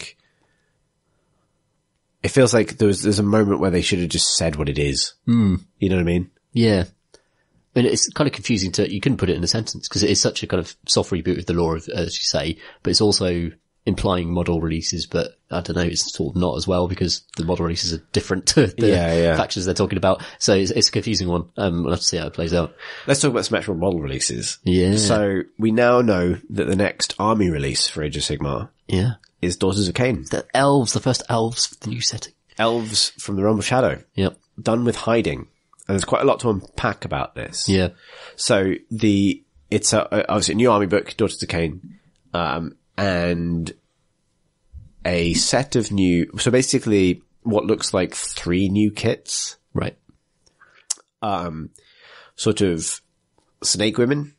Yep. Who can be armed with either spears or bows. So that, basically I'm assuming a dual kit. Yep. That would seem to make sense to That me. makes sense. Harpies, or I think they might be furies now, like winged, very angry. Furious. Elf warriors. Elf dudes. With, again, multiple weapon loadouts. And a new Marathi sculpt. Yep. Which is rad. Really like the Marathi. Yep. Really like it. That's almost making me go like, I'll buy, this counts as one model. That but does it? Kit. Yeah. So some interesting rumors around that model. And then a teaser of a much bigger snake-bodied lady, suspiciously holding the same weapon as Marathi. Yes.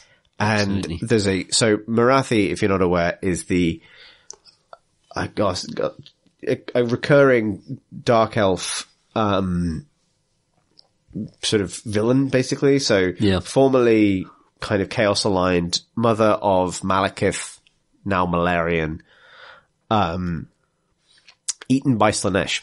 Yeah. Now not eaten by Slanesh. She got out. She slithered out. She specifically said she slithered out. Yeah. So she seems to have absorbed some Slanesh on the way out, but is no longer aligned to chaos. Yes. And is instead very angry about chaos.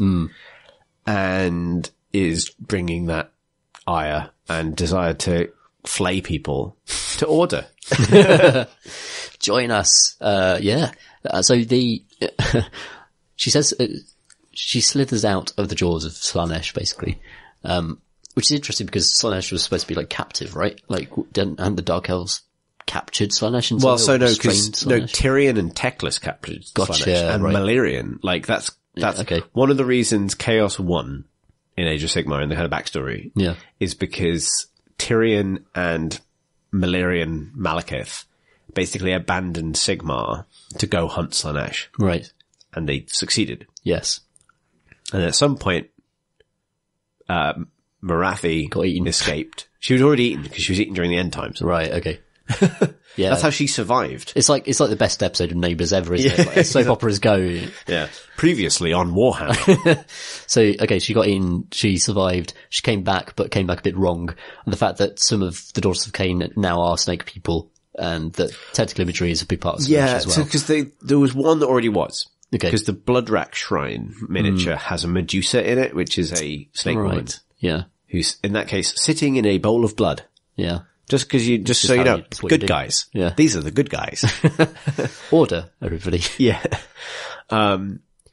Yeah, so basically lots of question marks over it. But however, I really do like the new models. I think. Yeah.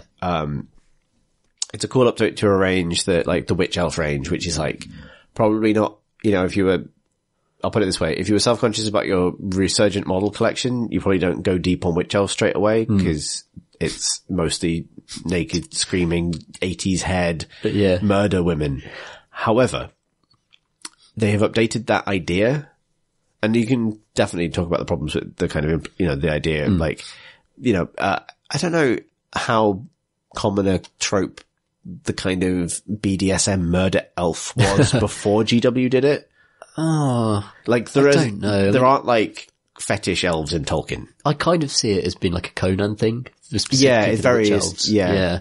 You do get that kind of like scantily armored, but warrior woman thing. That comes from old pulp fiction as well, like old pulp. Yeah, it does. It's interesting watching it kind of get redeveloped, because I'd actually say that the Dark Oath War Queen fits that as well. Yeah.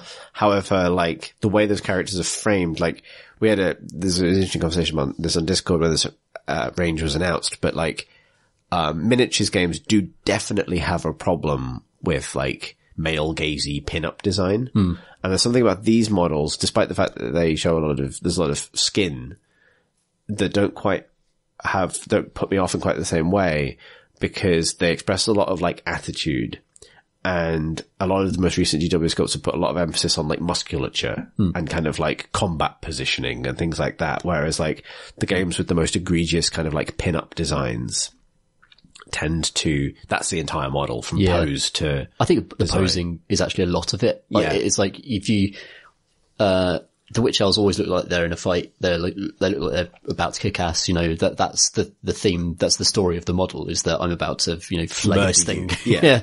Horribly. And I think actually the new models they've added have kind of, have refined the look of the old models in a way. Like they've pushed them in a direction that actually makes them like warrior queens rather than kind of pin up. There's nothing sort of like passive about it at all. Like, and Marathi's, so there's the assumption there might be two Marathi models, like Snake version and that would be very interesting. Mortal version. I can't think of a model like that would transform in the middle of a game, or you field one or the other, perhaps. Yeah, it'd be really interesting. Yeah. But her kind of like, what looks like the kind of update of her traditional model, even though she's still wearing the kind of like, you know, dark elf iron bikini kind of thing, has such a kind of like commanding presence. It's such a great, it feels like the anti-Elariel, which is a great way of positioning, because it's two should be right, sort of polar opposite elven queens, basically. Yeah. And she has a great expression on her face. She's kind of pointing this trident in a kind of accusatory way. Yeah, like an imperious kind of glare. Yeah, which is like if you compare it with the Elariel model, where she's like holding the trident up in a kind of like uplifting kind of heroic way, and she looks sort of ethereal and kind of otherworldly. And Marathi looks much more grounded, but also like she's completely better than everything near. Like it's sort of like, it's a really interesting kind of, you know, credit to how much personality they can get into a facial expression. Those are the things for me that make this range interesting, rather than like, you know, the danger zone that a lot of these games get into when they do like the all women warrior faction. And it's just kind of embarrassing kind of pin-up sculpts, right? Yeah. Yeah, they've definitely avoided that. I think they're a really exciting army that I can't let myself collect right now because of the pile of shame. But I can't wait to see their rules as well. Like their rules could be super interesting. 'Cause they're a big kind of almost like corn-like, the idea of just loads of witch elves just rushing forwards. They love blood and their god's called Cain. Yeah, exactly, right? But they've also, like, I wonder to what extent lore-wise they'll work in the Slaneshi influence. So I do feel like that is a part of the story now, and it'd be an interesting, especially if, so in 40,000, the Chaos Primarch for Slanesh was the Emperor's children. Fulgrim. Fulgrim, who has turned into a giant Medusa type snake monster. Yeah. That's kind of, Slanesh is like that. That's kind of visual imagery associated with Slanesh. And the fact that you're getting snake women as a unit, and this potential alternative form of Marathi who is almost like using power she's perhaps taken from Slanesh in some way. Yeah. That's a really interesting angle. It is a really interesting angle, because the old, like, Warhammer Cult of Slanesh stuff, which Marathi was attached to, which elves were attached to, was, I think GW are struggling with Slanesh because Slanesh was the expression of a lot of quite cheap kind of, like those same kinds of urges that still drive shitty pin-up female miniatures in games. Like, it was the notion that sex is scary, but also exciting, but also kind of deeply heteronormative and kind of, you know what I mean? Yeah, like, sure. And that, you know, we'll have Cult of Slanesh elves that are sexy ladies that want to murder you, but in a sexy way, right? Like, so literally rescuing that faction from Slanesh and saying that they're furious and are coming to murder Slanesh and everyone involved is a way of almost redeeming it a bit. Yeah, like, it's interesting that, like, cause while they were still like attached to the god of pleasure and excess, the clothing and the armor and the designs had a completely different aspect. If that makes sense. The other thing they've done, which I think is super cool, is they've deliberately brought in a more explicit Greek myth kind of style. The imagery is really cool in that which was obviously always there, because they always had Medusas and Gorgons and things like that. But that links it not just to those kind of mythological creatures, but also to things like the Furies, like, you know, specifically avenging warrior women. Yeah. But also like, the Bacchae, like, this notion of like, sort of like, you know, violent, sort of, I don't know, feminine, but like, you know, sort of like a sort of, that sort of revenge on society kind of aspect is a really interesting thing to introduce to a range that did have kind of like good aspects and bad aspects. So from that point of view, I think it's really promising. And yeah, like, I think obviously Shane Parr being what it is, again, it's like curious to see it come out, interested to find out more. Yeah. But I could definitely think if I ever decided to do like a small order army, I think this is the direction I would go now. From a fiction perspective, having an order army that kind of could be seen as bad guys is actually a really cool space for friction to happen between the order factions for future books and things like that. I mean, the closer you get is the Sylvaneth, who are just kind of alien. But it's interesting to do this faction who actually have goals and needs that are more understandable and more vengeful, and that kind of wronged Greek god thing is a really cool place to start telling stories. Yeah. That Marathon Medal is awesome. Can't wait to see what they do. Yeah, tune in next month when I admit to having broken my rule just to paint that model, because it is great. Yeah, rad. On that note, I think we're done with news. We should talk about what we've been painting and doing this month, Tom. Should do a hobby section of some kind. What have you been up to hobby-wise this month? So I've painted, as I said earlier, like completed chunks of things, like whole units. So I've done Shades by Orcs, just got them done pretty much.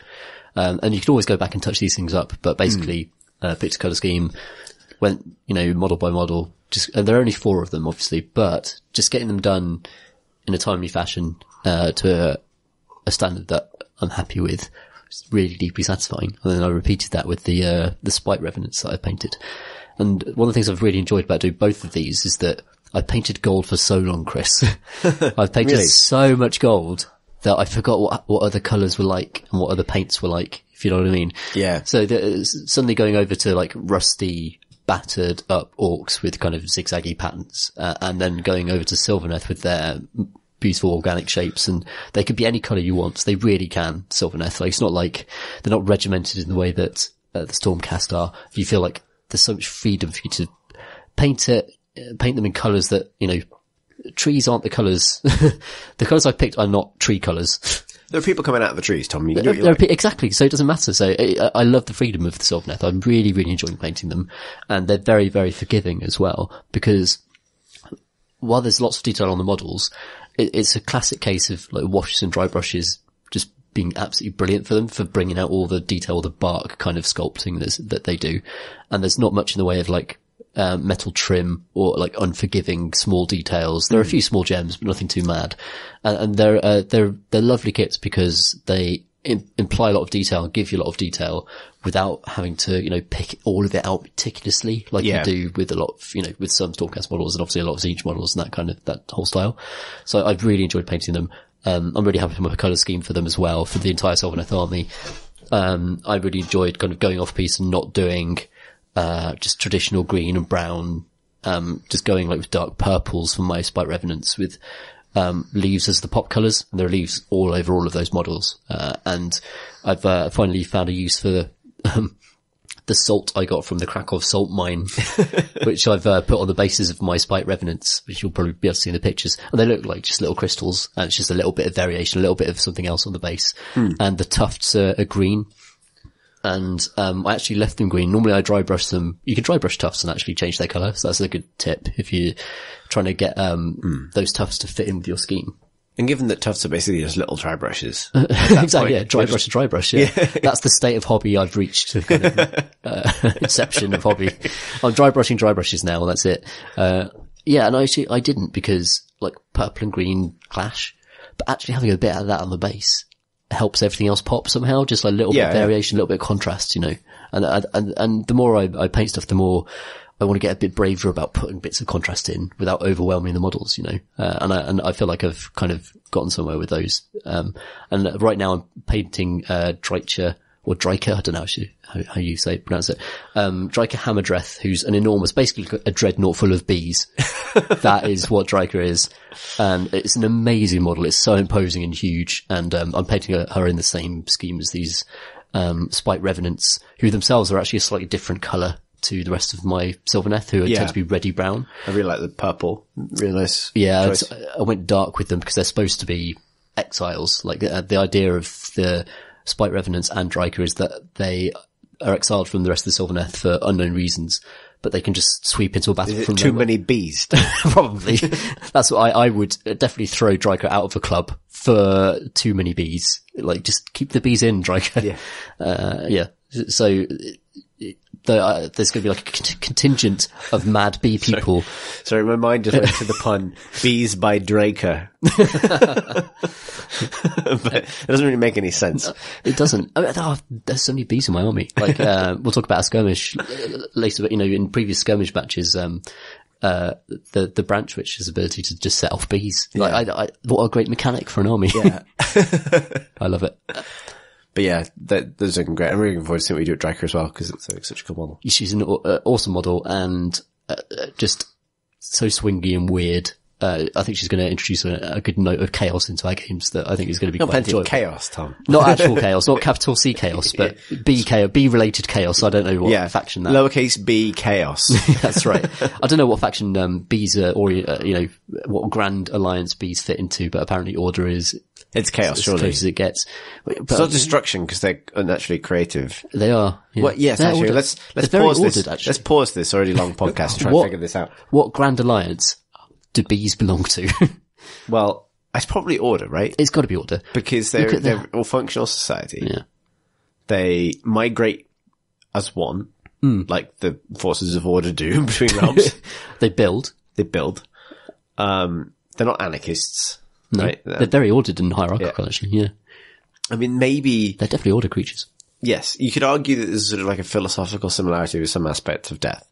In the sort of like, the kind of hierarchical structure, right? The kind of, the tithe owed to a single kind of great queen at the top. That could be similar to... That is death-like. Death-like structure, but it's not specific. No. They're not destructive, right? Like... No, they're not. That's Hornets. They only defend them. So yeah, Hornets, they're chaos. Yeah, Hornets, the Orcs of bees. They're destruction, yeah. Good. Well, if you want us to classify any more, species as a Grand Alliance, then that's a question for future pods. But I'm glad we've established that. Yeah. Anyway, that's been my hobby for the most part. I've built some scenery, which I described last time, but I've not painted that yet. And I still haven't painted my Star Drake. Yeah. January Star Drake watch. Yeah. Oh god, how many months? Guardian of the, he sits on your shame pile like Smaug. He does. I mean, I think that what's actually holding me back from it, as much as anything else, is he's quite gappy as a model, and I need to get some green stuff in there and do it properly. Do it. And I'm really not confident with green stuff. It's fine. Just start stuffing it in there. Just jam it in there. Yeah, honest to God. Yeah. Just jam it in there. It just works there. Because the whole point of green stuff is it's malleable for a while, so you can smooth it out, and then it's sculptable. So then you just trust yourself to sculpt the gap back in. Right. And then if it's an organic shape, which it is, then it'll probably be fine. Also, a lot of the armor and stuff will probably end up covering a lot of that stuff anyway. Practically, like, you're not trying to green stuff the front half of a bolt gun that's missing and you've got to match the original sculpt, right? No. You're trying to make a kind of organic scaly bit. Yeah. Look organic and scaly, which is the easiest thing to do. Fill in a dragon's armpit. That's all I want to do. Yeah, you're right. I just need to get on with it. And the model's rad, actually. I do like the model, even though I've got some issues with the posing of it. Painting it will be They're very really, static really posed, aren't they? They're kind of, like, I'm standing on this. Yeah. And the legs are just weird. The legs are just weird. Joint-wise, just I think the kind of Dracoth up to Star Drake kind of dragon design is kind of all over the place. Yeah, definitely. Like the Dracoths look awesome. I'm totally 100% on board with them. But then, should a dragon have, where should the elbows be? And how many elbows should there be in an arm? That's what's gone wrong for me. It's just like the way that, the front legs particularly bend in various ways. Are they like horse legs or are they supposed to be, I don't know what they're how they're supposed to work. So this is nuts and I don't want to go off on too much of a tangent, and also I don't want to rip off, the very good podcast, My Brother and Me, but definitely look up what horse legs actually are. Really? Because I listened to a podcast about this very recently and fuck me, I didn't realize that. Are they mostly forearm? They're fingers. Oh shit. That's a revelation. I'm not going to, so there's a very good bit about this on the most recent, My Brother and Me. I'm not going to go any deeper into that. Okay. But you mentioned it. God, that's a huge dangling unresolved thread now. Hooves are nails. The leg is finger. Ugh. That had a moment of just like existential horror. Exactly. And now we have to do Exterminatus on this entire world. Absolutely, yeah. Send in the Custodes. Get rid of the horses. Their weird fingers. So actually, next time somebody tells you that there aren't the AOS is too dependent on freaky mounts, remind that there aren't enough just ordinary cavalry models. Remind them the horses are secretly the freakiest mount. And that everything else is just playing catch up. Oh man, that's crazy. What was your? Anyway, I'm disturbed deeply by that. So distract me, Chris, with your hobby. Okay, yeah, your hobby. So I've had a bit of a weird month because I didn't, in terms of like finished painted models, I haven't actually had a very productive month. But a big part of that. So the few things first thing was first half of the month, the weather was fucking terrible. Like really, really cold, then wet, and then cold and wet. And very windy and very rarely conducive to spraying models. Yeah. So, what I did a lot of early in the month was, building and getting more comfortable with green stuff and kind of like all of that side of it. So, a big chunk of time was, building and sort of mini bit of converting, bit of kit bashing, all 30 of my upcoming Zangor. So, and I've gotten as far as, base coating 29 of them, and then one of them is done as a test model. And so that was, and I thought, because this is going to be like I'm approaching that block of 30 Zangor like I would a big showcase model. Yeah. Because it's a showcase unit, right? Like, I'm not going to have more than one of them. I'm going to sit them at the center of my army and they're going to be cool looking. And so I really wanted to dig a bit into them. I think I mentioned this a little bit last month, but like this is the month I did it. Really wanted to like plan out how the unit was going to work and have a sense of the fiction around them and how it kind of functions. Cause like for me, like the units in a game of Warhammer kind of represent like probably a bigger army that feeds in and out of those units. Yeah. Right. To sort of explain like they die and come back, right? Like that kind of thing. And so for my Zangor, I kind of wanted this to be representative of this kind of like whole kind of, like coven of Zangor that kind of roam. And, because the Zangor can have great weapons, swords and shields, or be mutants, there's lots of different kind of options. And out of the box, there's only really one piece of the actual kit that supports being a mutant, which is the kind of split head where the head is tearing in half. Yeah. So I knew I wanted to kind of convert up those. I just wanted to differentiate the leader and stuff like this. I think I told you about some of this last month, but basically, this meant kind of just getting more comfortable with green stuff. So, my idea for it sort of story-wise is that the Zangor themselves are kind of, former humans because they tend to be like, but they sort of, cause Zangor are supposed to be super smart. Like they're not they look bestial, but they're very clever. Like they're cleverer than humans. They're capable spellcasters and etc. Right? They are Tzeentch's beastmen. So they are intellectual, the thinking beastman, if you will. But I kind of like the idea that the mutants, because we talked about this last time, like, what's a mutant when you're already a birdman? Yeah. And so I kind of want this idea that, like, I wanted to create this idea that, some of them are a little bit more blessed by Tzeentch than others, but it makes them less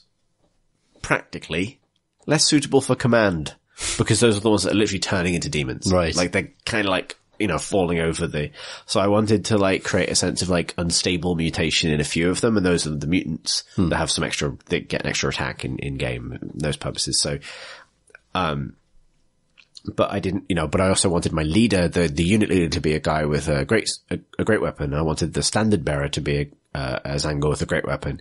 So there's kind of explanation, like, if the mutants are simply the best ones, why isn't the leader a mutant? Yeah. So the idea is that like, the leader with the great weapon is sort of like the one that's in charge, and the hornblower can be a mutant because his job is to partially turn into a pink horror and blow a horn. But the notion that the sort of like the blessed ones are the ones that sort of get like put at the vanguard, but sort of not necessarily put in charge, almost like a kind of Tzeentch version of Death Company. Yeah.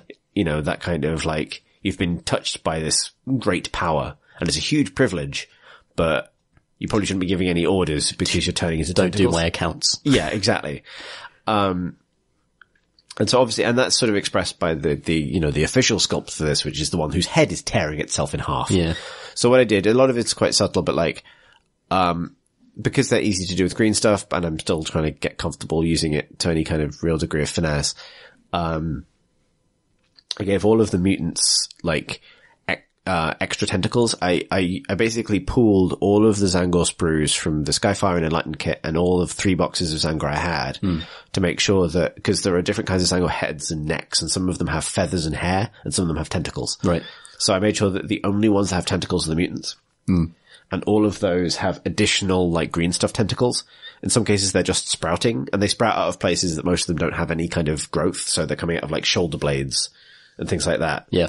One of them that I'm really pleased with I covered, like, one of his eyes is kind of grown over, which I've made with green stuff, and the tentacle's growing out of his eye and curling around one of his horns. Yeah, it's bad news.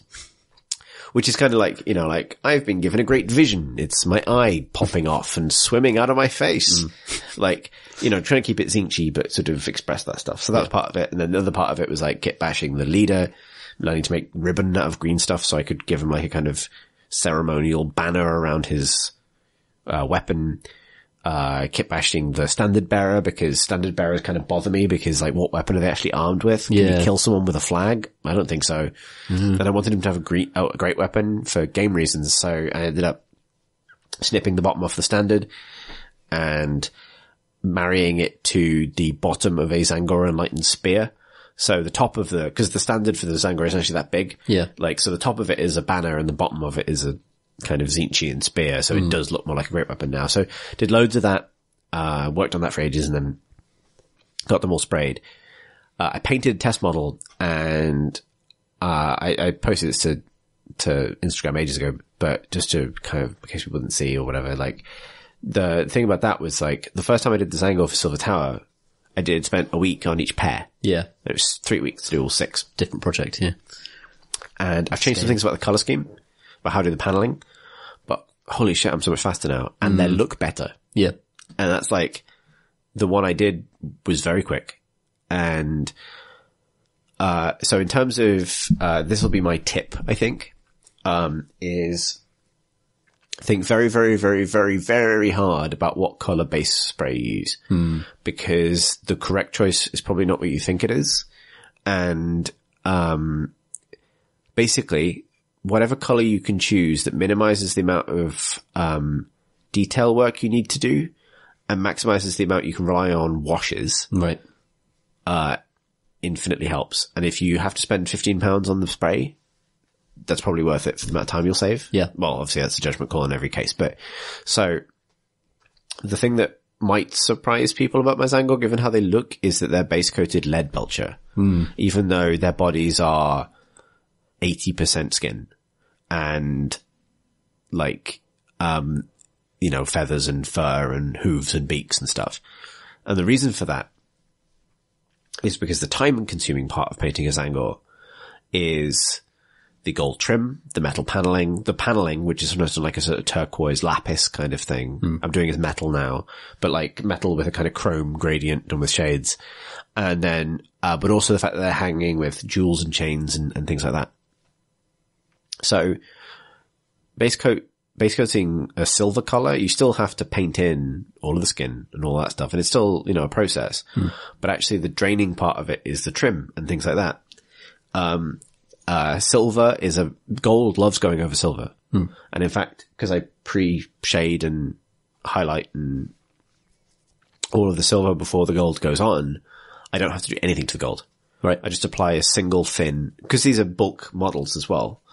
Just a thin coat of Retributor armor over pre-shaded silver. Okay. Looks fine. Yeah, nice. Like, it doesn't require anything else. That's a good tip. And it's because it's the right base color, and it saves so much time, because it means that also I don't have to go over, there's not one step devoted to picking out chains, right? Like chains and done. Like things, that's just done. Like that happens by accident in the course of washing and initially shading and dry brushing the metal surfaces. So to make the process easier and more consistent, because I'm this batch job, and it's 30 of these is still going to take some time, and like it's still a batch job. This process is quite meticulously planned out now. I know how I'm going to create, so like I did with the original Zangor, there's the shade I'm using and the highlights I'm using rotate. Okay.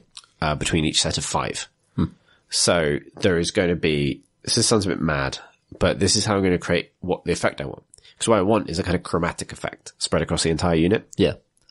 So, the first 5, the metal, which is always going to be washed with Guilliman blue first, is going to be washed with, purple after that. Right. The next 5 will be washed with green after that, and purple will move to somewhere else in the model, and green will move to somewhere else in the model, and that will rotate in then to a darker blue, and then the green and the purple will rotate elsewhere. And green, purple, and blue are my 3 Tzeentch kind of colours. Yeah.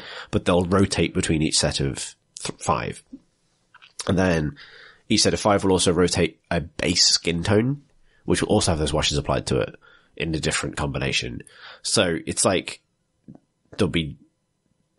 it sounds mad, but basically there's a plan, and that was all mapped out now, and it's quite easy to follow step by step. Yeah. But it requires being able to, but it's doable because it relies heavily on washes, and it's about what washes you use at what stage, and it's sort of all, and I've done all that prep work now and kind of proved the theory, and now I'm really confident about it, whereas previously it was really intimidating. Yeah. And I think it would still be super intimidating, even with that plan, if I was still going off like a grey base coat and then having to lay out every colour manually. Because, and initially for a long time I thought I was going to base coat blue to get the base colour of the skin. But actually that was ignoring the fact that was going for the base coat for the greatest surface area rather than the greatest complexity. It's almost like the base coat, you want to target the problem you want to solve the most rather than actually do too much work for you. Yeah, and even then I think you got to kind of think a bit because like, so the problem I have with Zangor miniatures is they're a horde unit with innate, intensive, like gold filigree, which is like, there's a parallel universe where someone at Games Workshop decided that their rules should be they're a 5 model unit of super strong individual warriors, and that person has the right idea of what to do, rather than a unit that gets a bonus for every 9 in the unit. Yes, yeah. That's the mod meta. Yeah. And so I was worried about gold, so there's a do a base coat gold, but actually silver's better because silver also means that the weapon's basically done. Suddenly you don't think about that so much.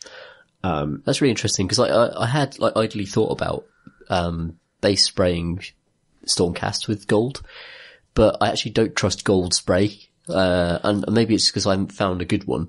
I've used all my Thousand Suns are base coated gold. Yeah. So it's good stuff then. Well, so one thing I would say, like, I know people have different experiences in this, but, I briefly went back to using, an army painter spray recently because I needed to, and the night and day quality difference with GW stuff was really pronounced. Oh, really? Like, I think maybe just it was maybe an older can or something, but like, I've been going through quite a good rate, can of lead belcher spray from GW, and it's just consistently good performance. Like looking after it and doing the right things and warming it up and shaking it properly and that kind of thing. But like, particularly in the recent weather, like it has been consistently good and hasn't annihilated any models. Oh, good. And like the can of Army Painter White I briefly experimented with for my support guard almost killed a petitioner. Really? So, yeah. And it was like, Did it come out claggy? Like, just like, it was like firing a spray, like a sprinkler at something. It was just, right. It's a spotty clumps. It was like, it was grim. Rubbish. And that was looking after it in the same way I would look after any other can. But yeah. So yeah, my tip is like all of my Khorne Blood Warriors are primed lead belcher as well. That's a good tip. Like, it saves a lot of time and you can do a lot of things with washes.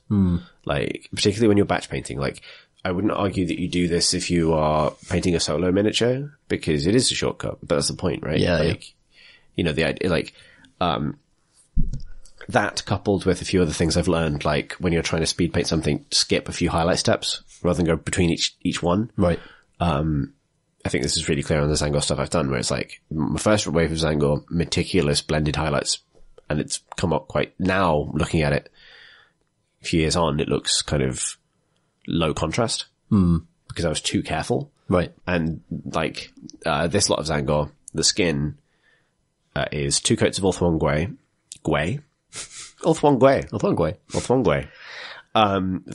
washed with Guilliman blue, deep shaded with a rotating shade color. Yeah. Based on the scheme. Dry brushed with, the Fang. Hang on. Rust grey. Dry brushed rust grey. Light blue grey. Yeah. And then highlighted with pallid witch flesh. And done. That's an interesting highlight. And it looks quite good. Yeah. And the reason for pallid witch flesh is because it's a slightly cold grey. It's pinkish. Okay. And so it pulls it back towards skin tone slightly. Okay. Without, it sort of like a slight contrast with the blue, but not quite. And it's sort of like, it looks right? Like, I think the logical decision would have been go to either back to Ulthuan grey. Or to a lighter blue. Or to white. But I went to pallid witch flesh because it's ultimately like, it's also a color that doesn't exist anywhere else on the model, so it helps to differentiate skin specifically. And that's, I found very successful. Like, it's an interesting question that is like, when do you go cold with your tone and when do you go warm with it? Like, that's the thing I'm still really figuring out, because if you've got like a blue skin going onto white, blue washes going onto white, you're dealing in basically quite cold colors all the time. Then to go to like a warm flesh color, because pallid, I mean, it's subtle, but pallid witch flesh is like a little bit on the warmer side, isn't it? Like, yes, it's the lightest flesh tone, like sort of like, well, it's the lightest, Caucasian flesh tone that GW do. And, it is just faintly pinkish, basically. Right. Yeah, because I've been using like, Rakarth flesh loads and loads in my Sylvaneth, because it's a super nice paint, just not in terms of like coverage and stuff, but it's also almost like has a bit of peach in there, like it's almost like a peach tinted grey kind of, but it's super flexible. And what I've done often for myself is actually just mix that in to make a colour look more organic and almost like brown it up and kind of get it into like an organic colour spectrum. So for a lot of the Sylvaneth have like mushrooms growing on them. So Rakarth flesh with a bit of Skarsnik green, which is a light green.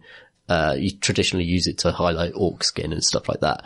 Mixing those two together, or a bit of Warboss green, creates like a very dull but very organic type of greeny brown that looks great as mushroom heads.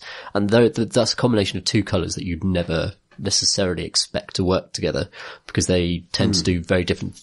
The Games Workshop painting system kind of gives paints jobs to do on their models, if you know what I mean. The way that their paints are constructed is to do a certain thing on a certain type of skin. So there's a set of greens that are basically orc skin, and there's a set of things that are basically, Beastman hide, and that's what they're all designed for. That's what they're named after. But it's interesting when you start mixing them, you start breaking out Games Workshop's prescribed system and start going into interesting new places. And it's interesting to note how, even the way stuff is named in Games Workshop system prejudices you against certain colours or towards certain colours. So I've started realising that I'm kind of locked into this way of thinking about paints that has been prescribed by Games Workshop, and actually by mixing their paints more, I can actually break out of it and do more interesting things. Feeling guilty when I painted my little test model Poxwalker from the Dark Imperium core set, because the base purple I used was Demonette hide. Right. It's like, wrong Chaos God. Like, no, it's just purple. Yeah. So maybe the next year I'm looking forward to kind of breaking that out of that a little bit more. And I don't say that to criticise the way Games Workshop have organised the paints, because it's the perfect entry. Yes, that's the point. It's the perfect entry break level out of that. way. Yeah, exactly. This is like a structure to get you into painting stuff, and then you experiment once you're a bit more experienced. It's perfect. Yeah, totally. Yeah. It's really, really interesting. I might do some test models with various, different spray undercoats and see how washes work on them. That's really I feel like this month I've really gotten kind of like comfortable knowing what color I want rather than what paint I should use, if that makes sense. Yeah. Like to kind of like mix things up. So the other model I painted this month, and this was a complete whim. I don't know, now that I've done it, I don't really know where it came from, but I was excited about Malign Portents. And I just decided to paint the Dark Oath Chieftain from the Silver Tower box set. Yeah. I don't need him for a game. It's a great model. Yeah. He's kind of barbarian warrior. Awesome model. Great facial expression. Painting that model helped me come up with some ideas for my AOS story stuff, Black Library stuff even, that I'm thinking about. But a lot of that was like, it was a relatively quick model, like 3 or 4 days, start to finish. And that's not like full time. That's just like, sessions over those time. just sort of leapt into it with a vague idea of what I wanted, but like came away super happy with the result. And, did, sort of a lot more shade work. And actually a lot of that model is shade work, but also really thinking about the shade work. And that's how I blend them and sort of not wet blend, but like just mixes of colors and thinking a lot about temperature and thinking a lot about, what colors I've already used elsewhere on the model.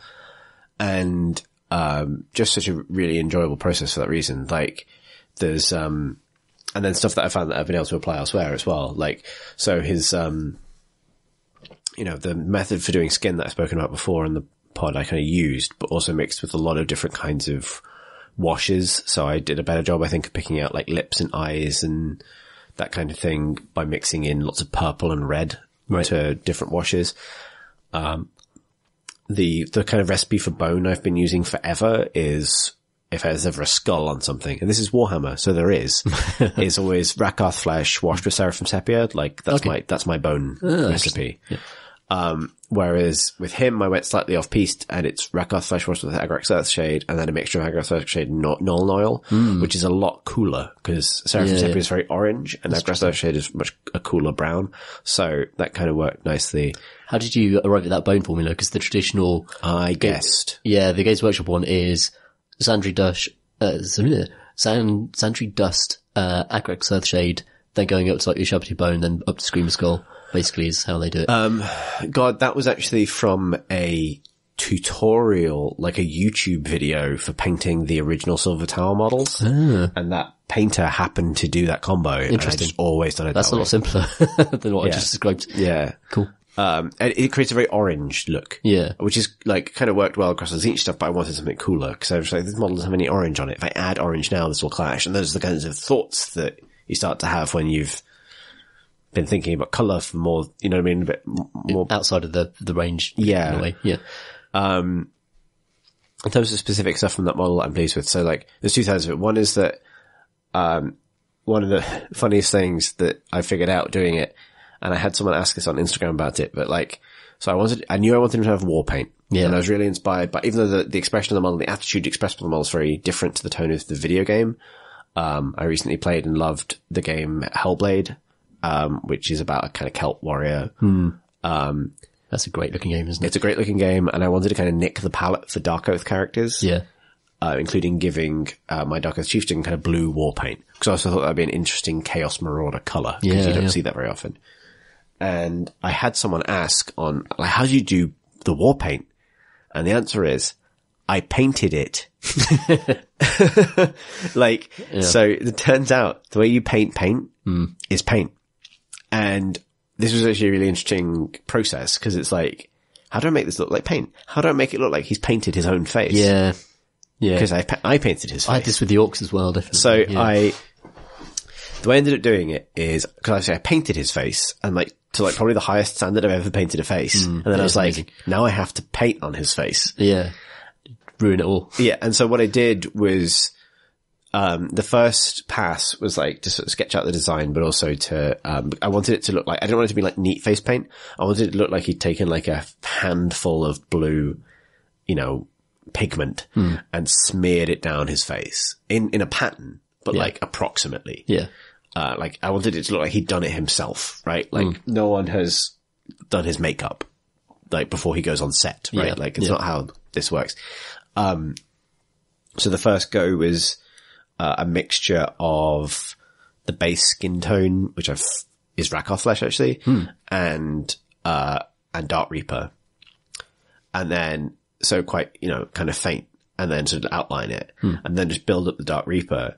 And there's no highlighting, it's just Dark Reaper. Because the pigment he used would only have one tone. Yeah, it's not reflective, yeah. And then build it up until it's kind of like thin lines of the heaviest part of the pigment.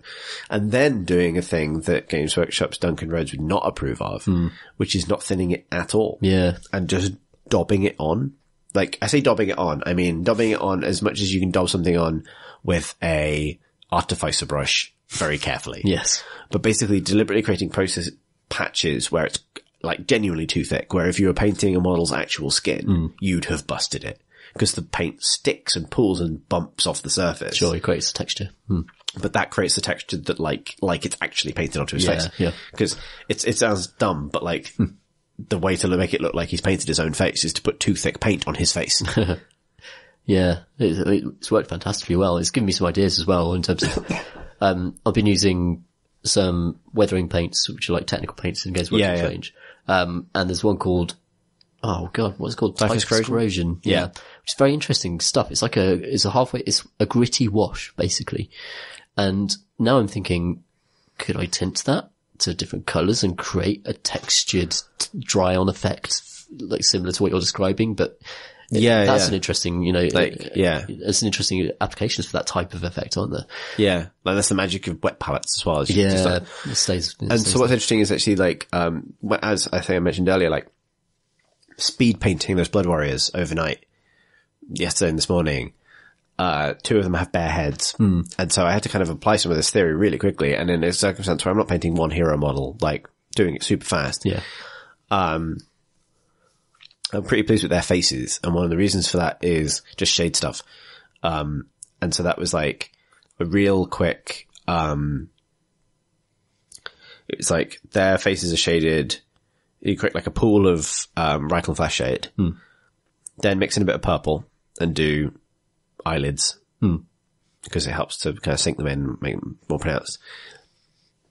Then mix in Carroburg Crimson and do scar tissue and lips. And then mix in a bit of Nuln Oil and do the entire bottom half of their faces. And suddenly they have kind of 5 o'clock shadow. Oh, right. And then highlight with the base skin tone and then the base skin tone plus something lighter. Yeah. And done. Job done. Yeah.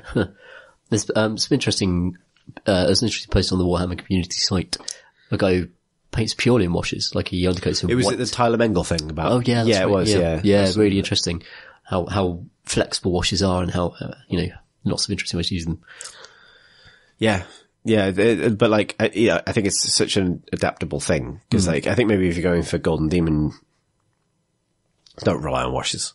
But anything short of that, like the correct subtle use of washes can do loads for you. Yeah. Basically. Like, right. Yeah. So that's, top tips. Yeah, I think that's me hobby-wise. What have you been up to in terms of playing? So, I haven't done a huge amount of playing over Christmas because I've been out and about. We played a bit of Shadespire in the store, Chris. We actually went to our local Games Workshop store one lunchtime and did some Shadespire. That was rad. That was really cool. We played some more today, which we'll talk about in a bit. In terms of like gaming, is rather than playing, I've been signing up for stuff. So, me and my friend Chipper are going to go and do the doubles tournament at Warhammer World towards the end of March. The big AOS doubles tournament. It sold out in like a couple of hours, something like that. Like it's going to be fully subscribed. It's slightly terrifying because I'm expecting all the big gamers in the community to go because it's like such a fun event and it's such a crazy event because the way they rejig the rules so that you take 1,000 points each on a team, but they don't have to be of the same Grand Alliance at all. So we could go with Stormcast and Death. And that means like a lot of rules cross over between those two forces that wouldn't ordinarily cross over. And there's a lot more kind of cross-pollination between War Scrolls that you wouldn't normally see in match play. Which means there's going to be some gross stuff there in terms of like just filthy rules, tricks and that kind of stuff.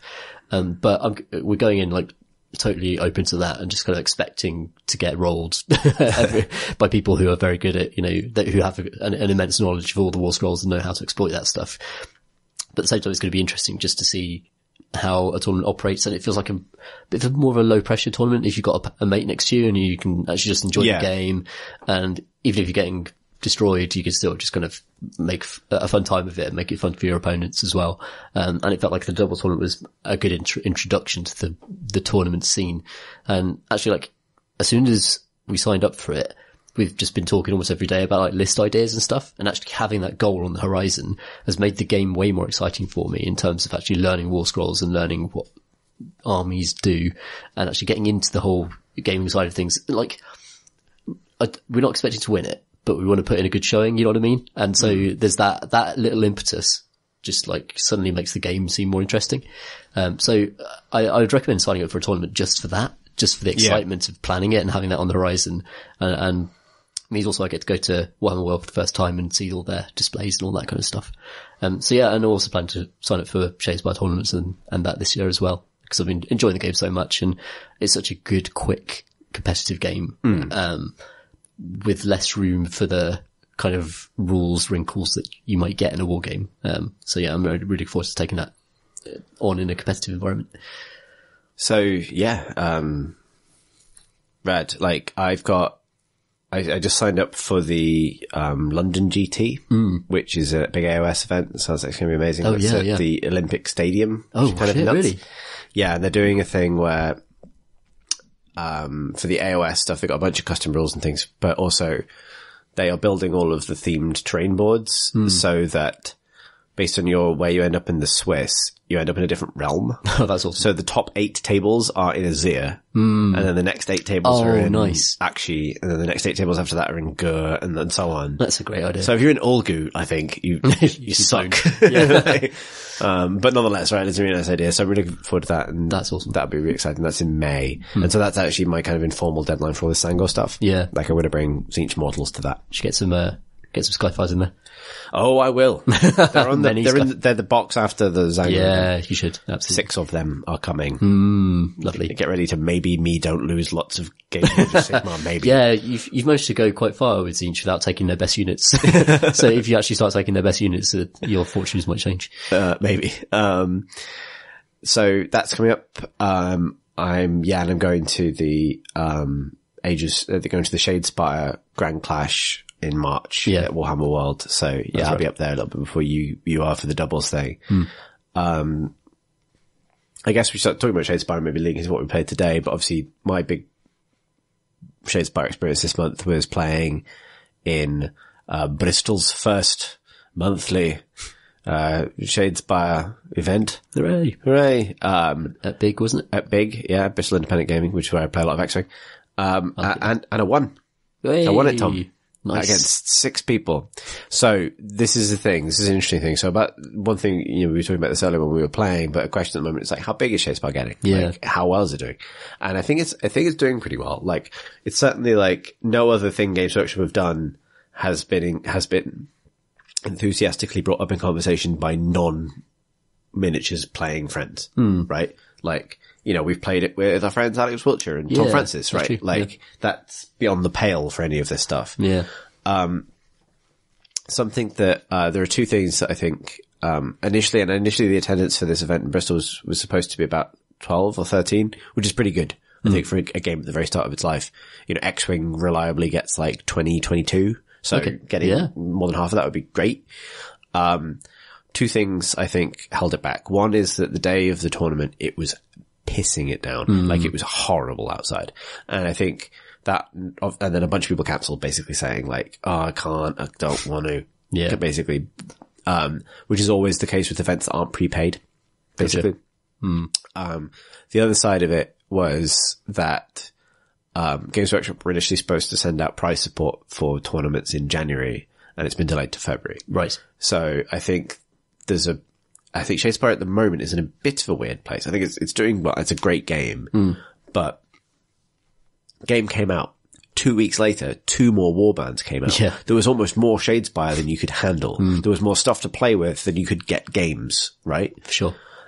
If they had launched the first round of like prize supported tournaments 2 weeks after that, you'd have been off to the fucking races because people were begging to play. However, then a month passed and nothing really happened. They released dice and card sleeves. Then another month passed and the prize support that was supposed to come out didn't. And so I think they have I think they stalled when they didn't need to, if that makes sense. I mean, obviously there's always production reasons or something like that. I think it's the Christmas period, like getting people out to tournaments when they're in the... X-Wing's big over Christmas. Oh, right. Like, it's kind of people are like deep more happy. They're getting home, you know what I mean? They're kind of like work's winding down. Like, yeah, fair enough. Yeah. Like, I don't think there's ever a bad time for it, really. Like, I think it's just a momentum thing. Okay. Because the launch had so much momentum, right? Yeah. Like, weirdly, I think it would have been better for the game, given this, if the Sepulchral Garden Orcs hadn't come out until beginning of January. Because no one would have minded initially, because games came out, right? Yeah. We're still learning it with Stormcast and Khorne. Yeah. oh, and then new Warbands in January. Like, that would have picked it up again, but it's almost like it all came out so quickly. There was a big surge of enthusiasm. And then by the time we got to late January, where these first tournaments are happening, basically nothing has happened. The game's been out for 3 months, but nothing has happened for 2. Yeah. If that makes sense. Yeah. And I think it will kick off again in February, because suddenly the prizes will arrive and there'll be a new wave of expansion. So I think it will get good again. I'm not going to go mega deep on that event, but what was super interesting, actually, because this will tie into the games we played and we can get on to kind of what we've been up to today, is what I found super interesting is that, I went to the event with my Khorne that I've been playing a lot relatively successfully. I feel like I understand my deck and so on. And I didn't really know what I was going to face. But I was the only Khorne. So of the 6 people who made it in the end, there were 3 Stormcast, 2 Orcs, and me. No skeletons at all. And all 3 Stormcast decks were very similar. Yeah. Very defensive. And one of the Orcs was aggressive and one of the Orcs was very, very, very defensive. And what I thought was interesting is that, like, so this morning I watched I think as did you, the grand final of the Shadespire Grand Clash at the Las Vegas Open. So the first big Shadespire event in North America. And the obviously far greater scale. So hundreds of players rather than 6. Yeah.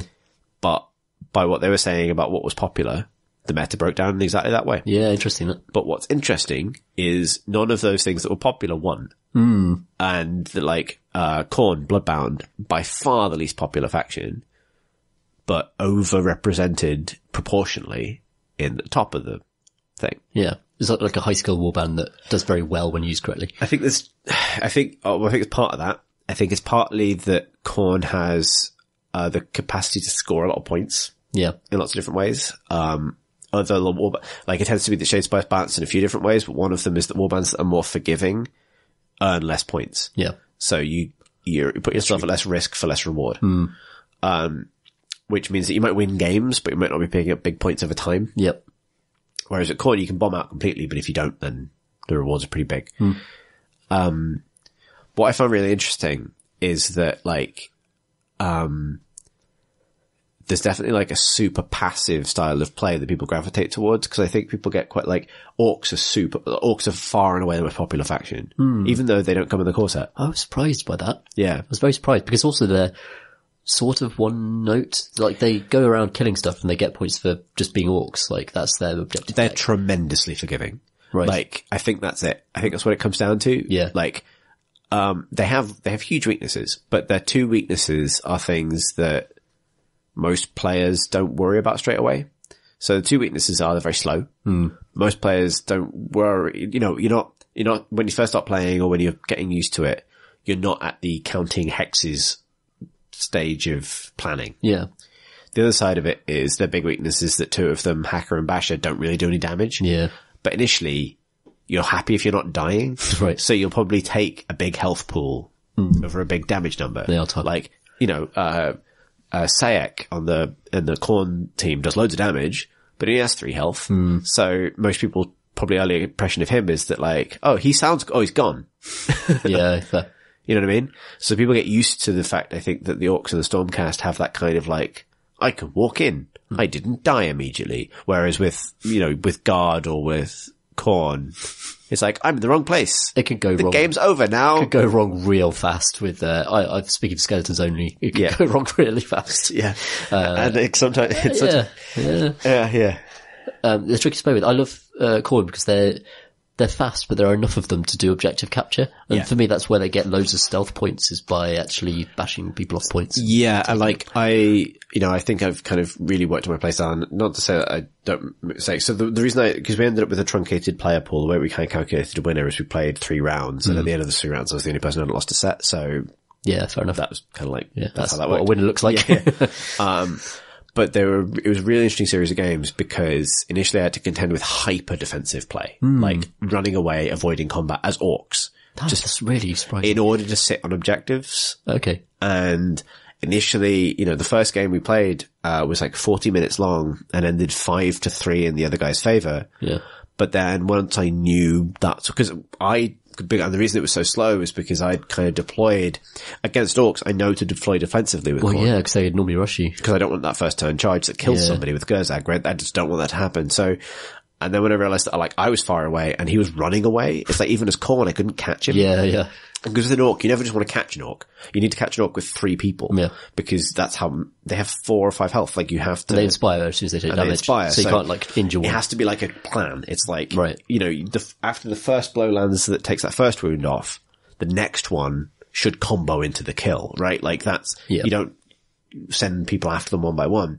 So setting up a proper orc kill box when they're running away takes a better part of 40 minutes and no one scores any points. And it ended 5-3 to them.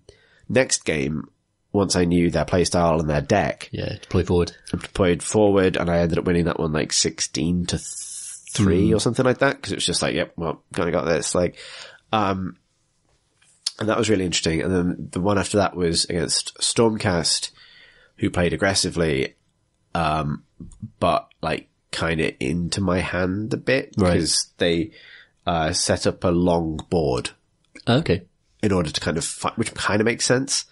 But, I found that like as Khorne, and I think this would probably be true of Skeletons as well, cards like Confusion that allow you to swap characters.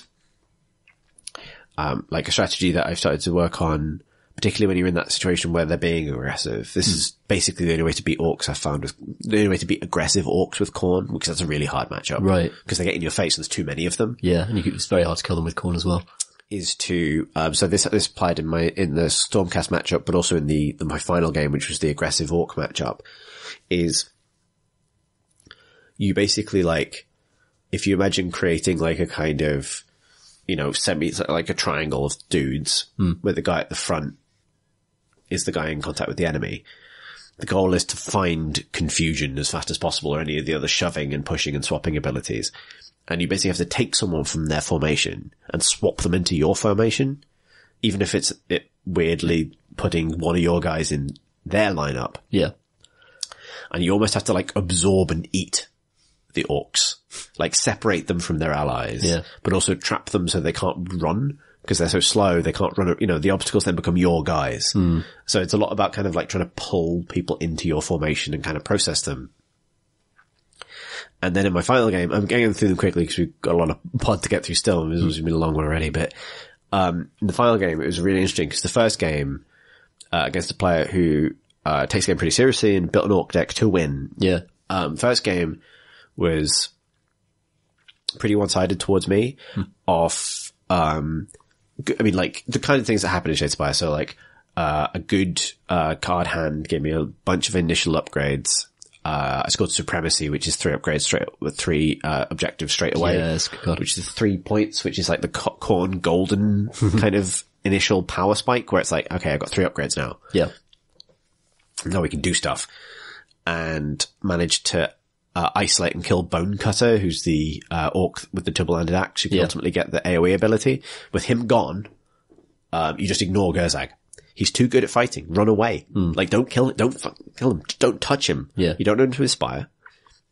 People lay a soul trap and unkillable and +1 wound on him because they don't want you to kill him. And the only thing you can do is not touch him. Yeah. Just, Khorne doesn't care about that one. Like, that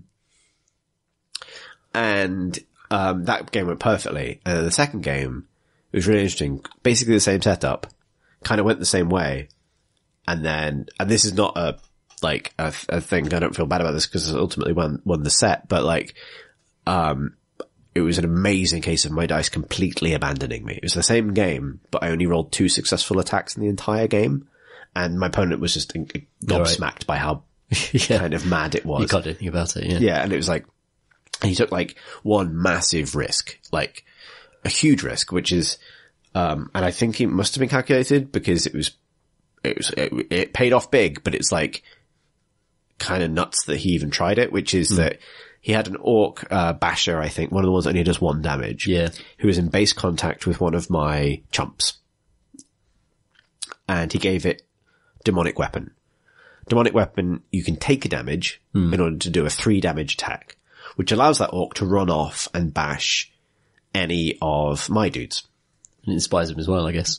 Inspires him when he triggers the attack. Yeah. And he does 3 damage, which is enough to kill any Khorne guy except Garrick. However, the huge risk of doing this is he played that card before my turn. Okay. So all I have to do then is run up to him and hit him with Sayak. Because he's got a guy next to him, so I get an assisted attack. If I do 3 damage to him, that reduces him to 1 health.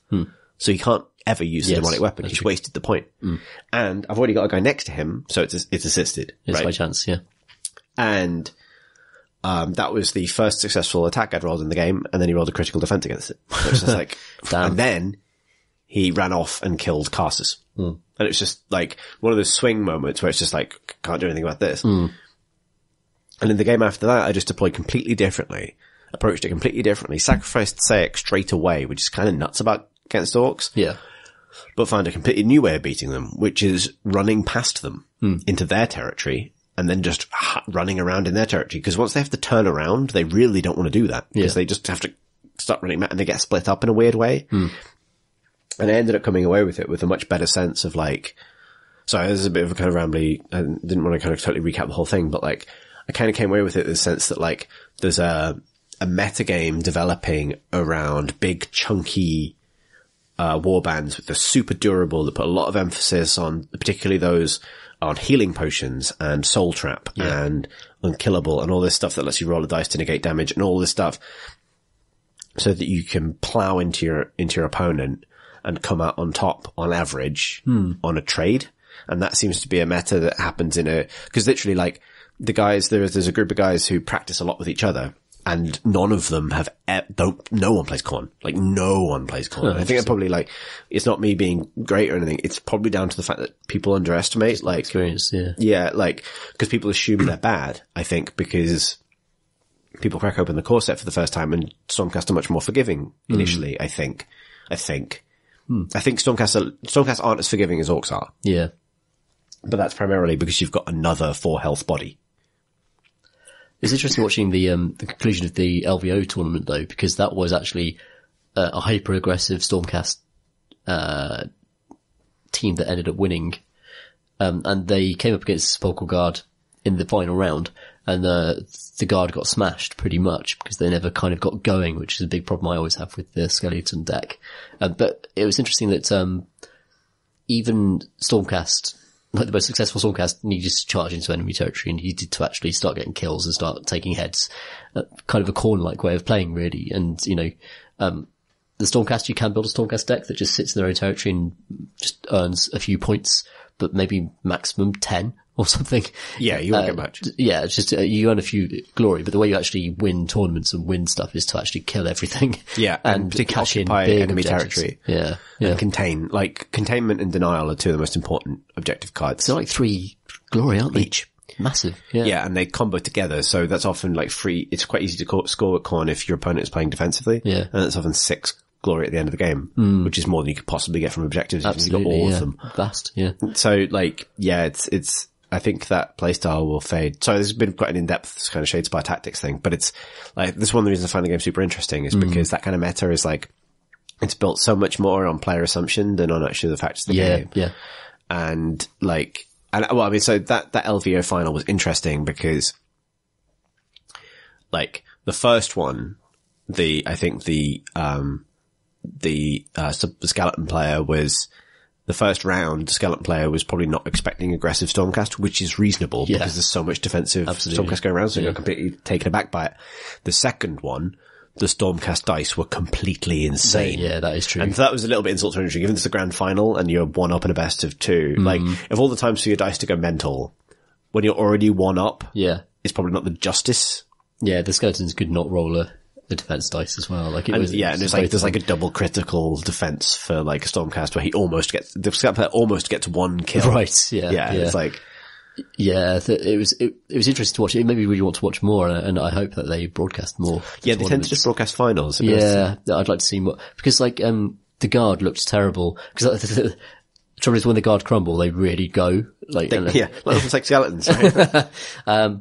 And I really wanted to see how that Warband performed when it was doing well, because obviously it reached the final.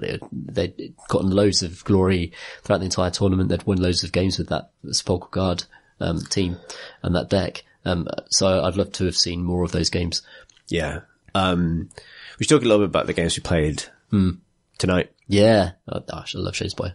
Yeah. It's so weirdly dramatic, like, and quick. We had, because we've also got like a little quick battle report to get to as well. So maybe just talking about the highlights, because we played 2 matches, Khorne versus Guard. Yes. And, first one was really interesting game, like a real learning experience for me, because I made like,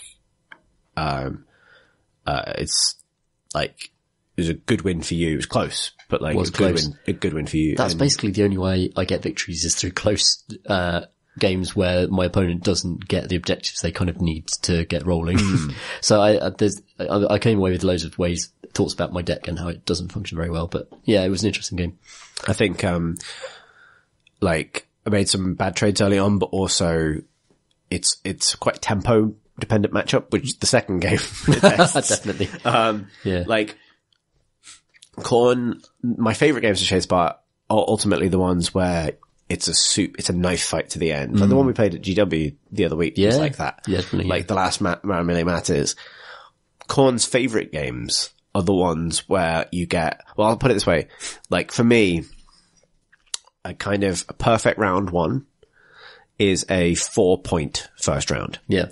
And that means usually scoring supremacy and either getting a kill or having one of the numbered objective cards for one of the things I happen to already be standing on in order to score the supremacy objective, which is holding 3 objectives. So you get 3 objectives and one of them happens to be a card you also have, so 4 points. Yeah. And that's a healthy slate of upgrades for the next turn.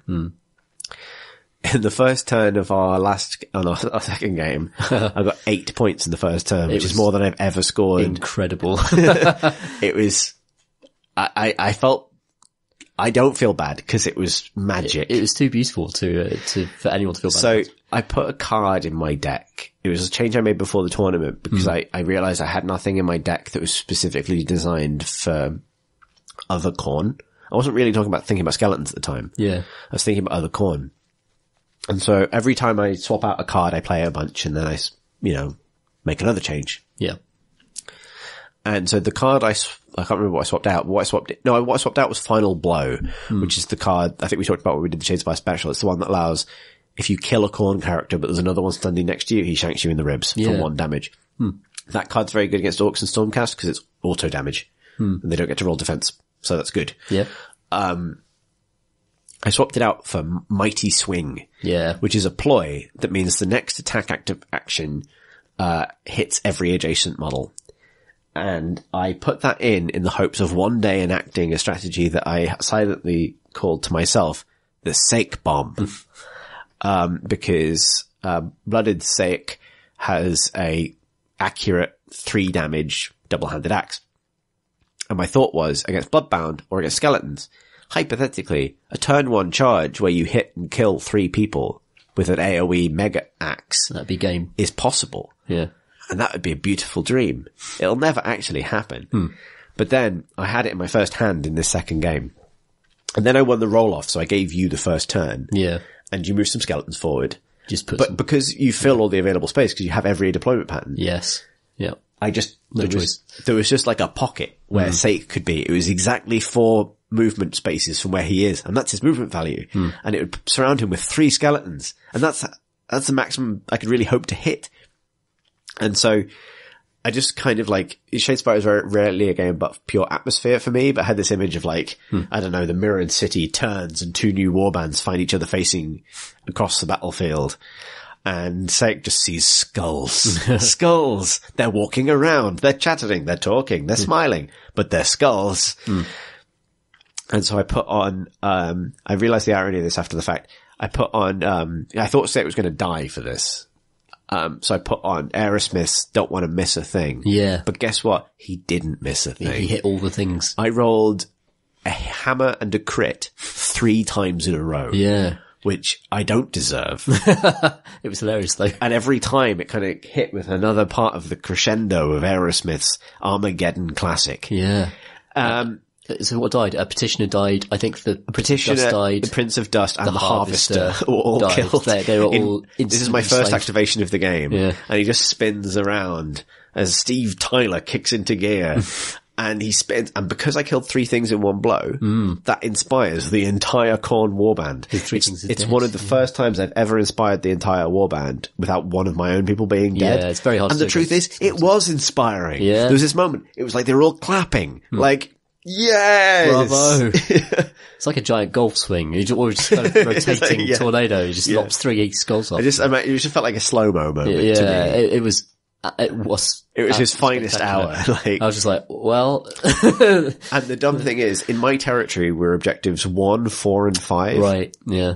And I had to mulligan I mulliganed my first objective hand because I didn't think I was going to score any of it. And my second one was supremacy 4 and 5. Yeah. So then at the end of the turn, so Sake survived that turn by some miracle, and I spent the rest of my 3 activations just putting my dudes on those objectives. And then at the end of the turn, I was like, and I'll also have these 5. Yeah. So it doesn't get better, does it? It's this Khorne's paradise. And then the funny thing, and this was like just the moment, like it was perfect draws for me. Like I'm never going to my deck was uninspiring for the rest of the game because I'd gotten every card I could ever want. It just happened though, at that point. But yeah, then I drew Illusory Fighter, which meant that the first activation of the second turn, Sayek then charges the Sepulchral Warden, hits him for 3 damage, and then reveals that he was a dream the entire time, and leaves. It just vanishes, respawns back in my territory, and I reset my entire army, who are now all inspired. Yeah. It was unbelievable. It was like... I mean, damn. I mean, you can't hope for a better start in a Shadespire game than that. It was pretty amazing. We played it through, but it was like... We did, yeah. I mean, I got like 2 or 3 glorious. It was 17-2 in the end. But the amount of time it took me to resurrect my mates from that. Because it really puts you off tempo. Because even the resurrection is great. It's like, he's got like a backlog of necromancy he needs to do. That's right, yeah. And if it had been petitioners, I could have ignored it, but it wasn't. It was the Harvester and the Prince of Dust who actually, I need them to do things. So you have to bring them back. That's 2 activations. I didn't draw the card that lets me just, resurrect a guy in the card phase. I really wanted that, and that didn't appear. So at that point, you're just so slow. It's such a slow warband, and if you set back in the early phase, the skeletons are pretty boned, so to speak. Nice. But it was interesting. Like we have a habit of like running out of time and not playing the third deciders to these games.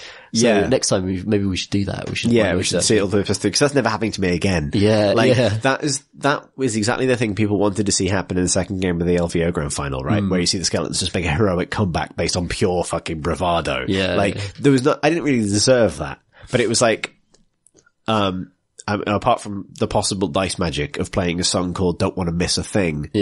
While not missing for 3. Not missing anything. Exactly. Which is definitely not what happened at the start of the other game we played today. No. So this month's battle report will be about the latest episode in our ongoing skirmish adventure. Yeah. Armies keep getting slightly larger. Yeah, indeed. And as they've gotten slightly larger, they're kind of more suitable for like a proper like blow by blow, because there's sort of interesting things. Not like mega quick, mega extensive, but like there's a nice little rivalry forming between these forces. Yeah. So we're up to, for this game we're up to 44 points each. You chose to add 2 more Wanderers, Glade Guard. Yes. And a bunch more Spiked Revenants. Yeah, so my entire unit of 5 Spike Revenants that I painted up over the last weekend. I was going to put a Colonel Hunter in, but I decided to throw these guys in instead because they're fully painted and I wanted to see what they would do.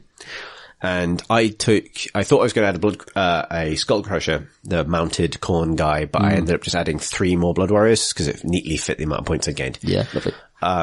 So yeah, my thoughts were kind of like just basically Blood Reavers, Blood Warriors, and a Slaughter Priest. Yeah. So very little range apart from the magic on the Slaughter Priest. Very fighty. But this is a really interesting scenario, because you won the previous scenario, which was Treasure Hunt. Yes. We had to play, you always play this, but it affects the roles. Play Fragile Cargo, where you deploy in a kind of like a column stretching out towards the middle of the map. And you have to deploy one model right in the middle of that column, who is carrying cargo. And because they're carrying cargo, they can't run or charge. Yeah. And their goal is basically to reach my board edge and escape. And I got to stop you. Like, there's more to it, but that's probably the brass tacks kind of version of it. Yeah. And we set out a board with, like a fallen tower. Like we used basically like my chaos tower on its side. That's a super good way to use that kit. I've never seen that done before, actually. Yeah, it worked really nicely. It's really nice, yeah. It's basically, it was me thinking about it, thinking, how do I get more terrain out of this thing? Also, why did I bother painting all the skulls on the inside? Yeah, and they were beautifully revealed to the world. Yeah. So it was cool, actually. It kind of cut the battlefield in half as well in an interesting way, I think. Yeah, so we ended up putting a piece of rubble in the middle between the two halves of the broken tower to kind of, as if it had fallen over. Yeah. And this became a very important piece of terrain, because on this piece of terrain we rolled the deadly number 4, which means that it's crumbling. And if you remember our previous reports from the Inspire campaign, our skirmish campaign, if you run or charge across crumbling terrain, if you roll a 1, then the terrain goes away, but so do you. As you fall down a very deep hole. This happened to the first guy who did anything of mine in the very first skirmish game. He was frightened by some dryads and then ran Fell into down a a hole. hole. Yeah. Yeah, exactly. I enjoyed this terrain placement because I think one of the segments of the tower was arcane and the other one was something else. Inspiring.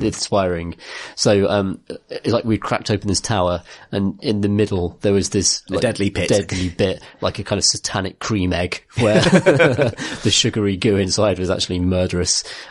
And yeah, it was a good train. So what was your, and also you had the slight disadvantage. You get to pick who takes the first turn, but you had to fully deploy and then I had to fully deploy. Yes. So you could see everything I'd got before. Yeah. So you had, basically we played a game of like Blood Bowl. It was a lot like Blood Bowl. It was a very American football type scenario. You built a cage. I built a cage. So my, I chose a Dryad to carry the artifact because Dryads have 7-inch move. They're the fastest thing in the warband. The person carrying the artifact can't run, so they're limited to that. But I built a cage of, Spike Revenants around them. I put another Dryad there as well, and initially the leader of my warband was there as well. The Branch Witch was there. But I deployed my 4 Wanderers really high up. In fact, on the dangerous terrain, pretty much. I think they moved onto it in the very first turn, actually. Yeah. So they were slightly behind it, but their job was to move up and get within the 18-inch range of their bows and start actually picking things off fairly early.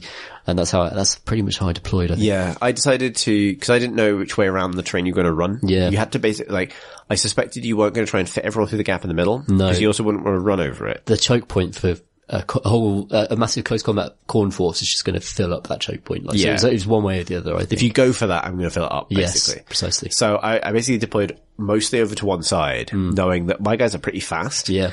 And that I can sprint to the other side if you choose to go the other way. Yeah. And that because of the 6-round timer, you have limited amount of space to change your mind. Definitely.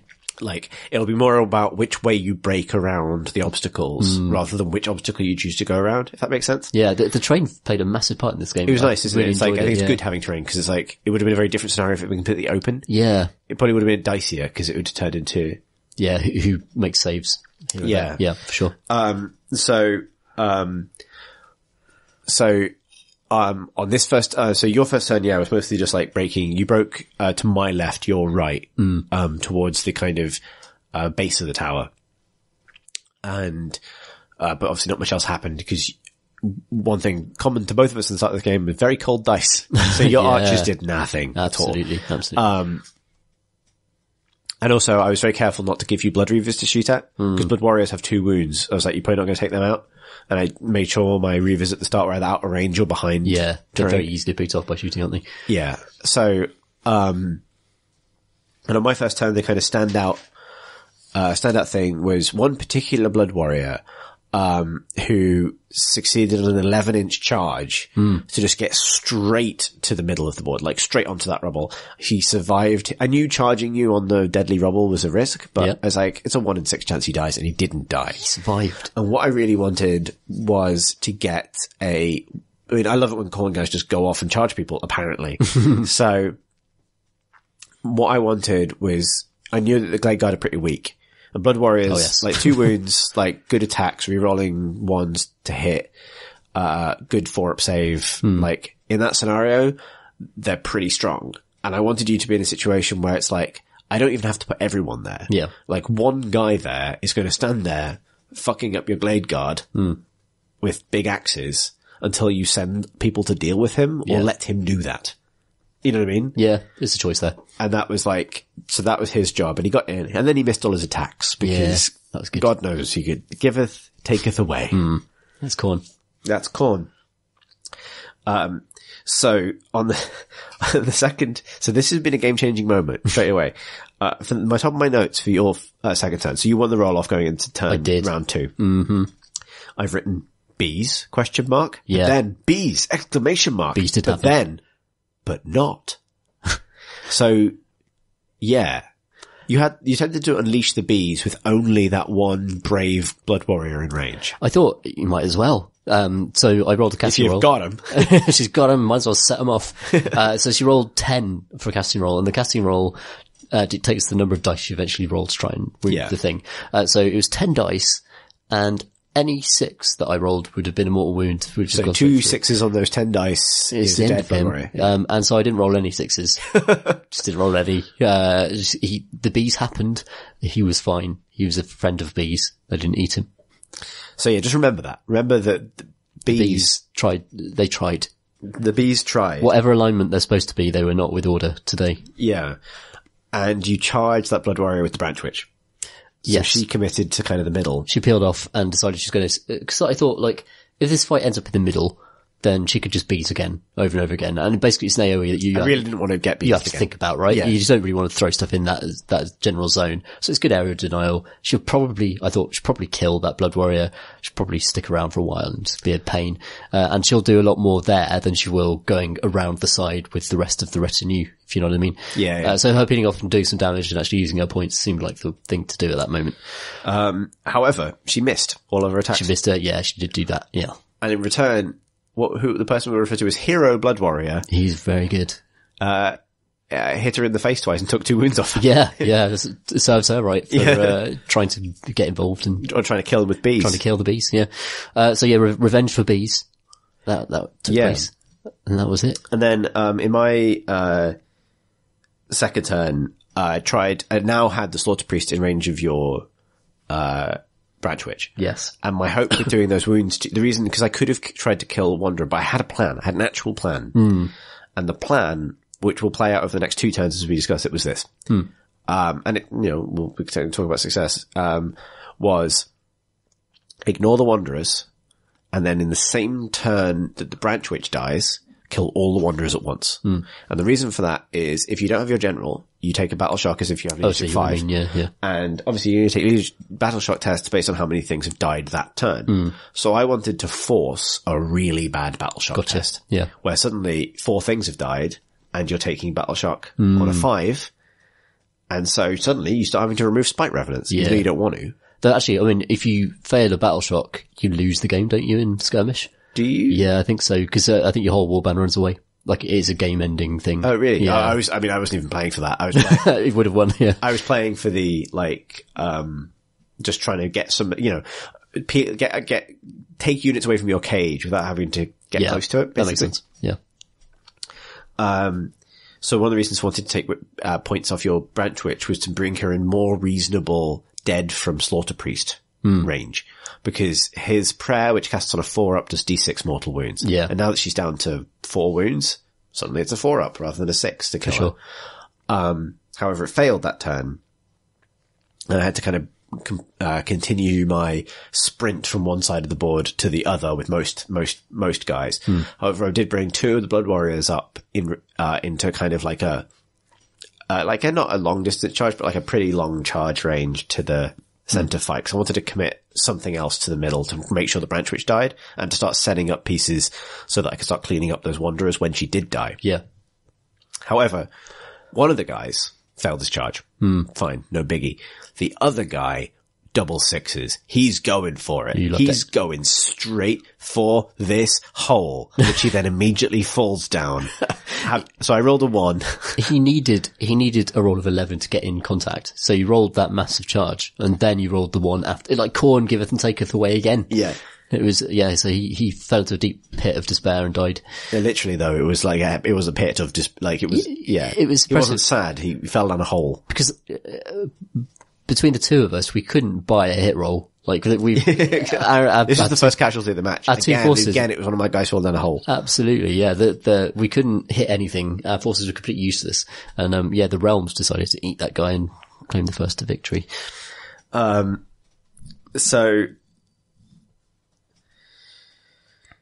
I mean, luckily my, hero Blood Warrior managed to, I think, he just tanked it, I think he tanked it. Yeah, he made all his saves that turn as well. So suddenly from being assaulted by 10 bees to just being locked in this duel with the Branch Witch. Yeah, just holding his own, doing good work. Yeah. And then the next turn was the turn when the bees were denied by the Slaughter Priest. Yes. That's right. He can dispel, can't he? He can dispel. So I only just cast on a 5, but then it was easily dispelled by a roll of about 8 or 9 or something like that. Yeah, it was pretty high. No bees. But you did choose to deploy your arcane bodkins. I did, yeah. I felt instinctively as though my Wanderers were not long for this world. And also the core general the Slaughter Priest was in range. So the arcane bodkins were like a once a game deal, and they hit and wound as normal, but they get rend -3, which basically deletes the armor save of the thing they're attacking. And they did good work. They took 2 wounds off, I believe. Yeah, which equalized essentially because you'd both taken. Yeah, so my general, Branch Witch had taken 2, Slaughter Priest taken 2. So yeah, good job.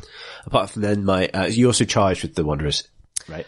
So yeah, I was starting to try and run interference. Like it is like an American football play, and it's actually, if you like American football, it's a wide end run where your running back goes out to the right and then turns the corner as your blockers hit their blockers. That is exactly what this game was. It was an American football play where I just deployed loads of blockers in front of my ball magic carrier. Bees tried to kill And also, imagine how much better American football would be with giant explosions of magic bees. That's what this is. That's why Warhammer is awesome. It's like the sports you love, but with magic bees.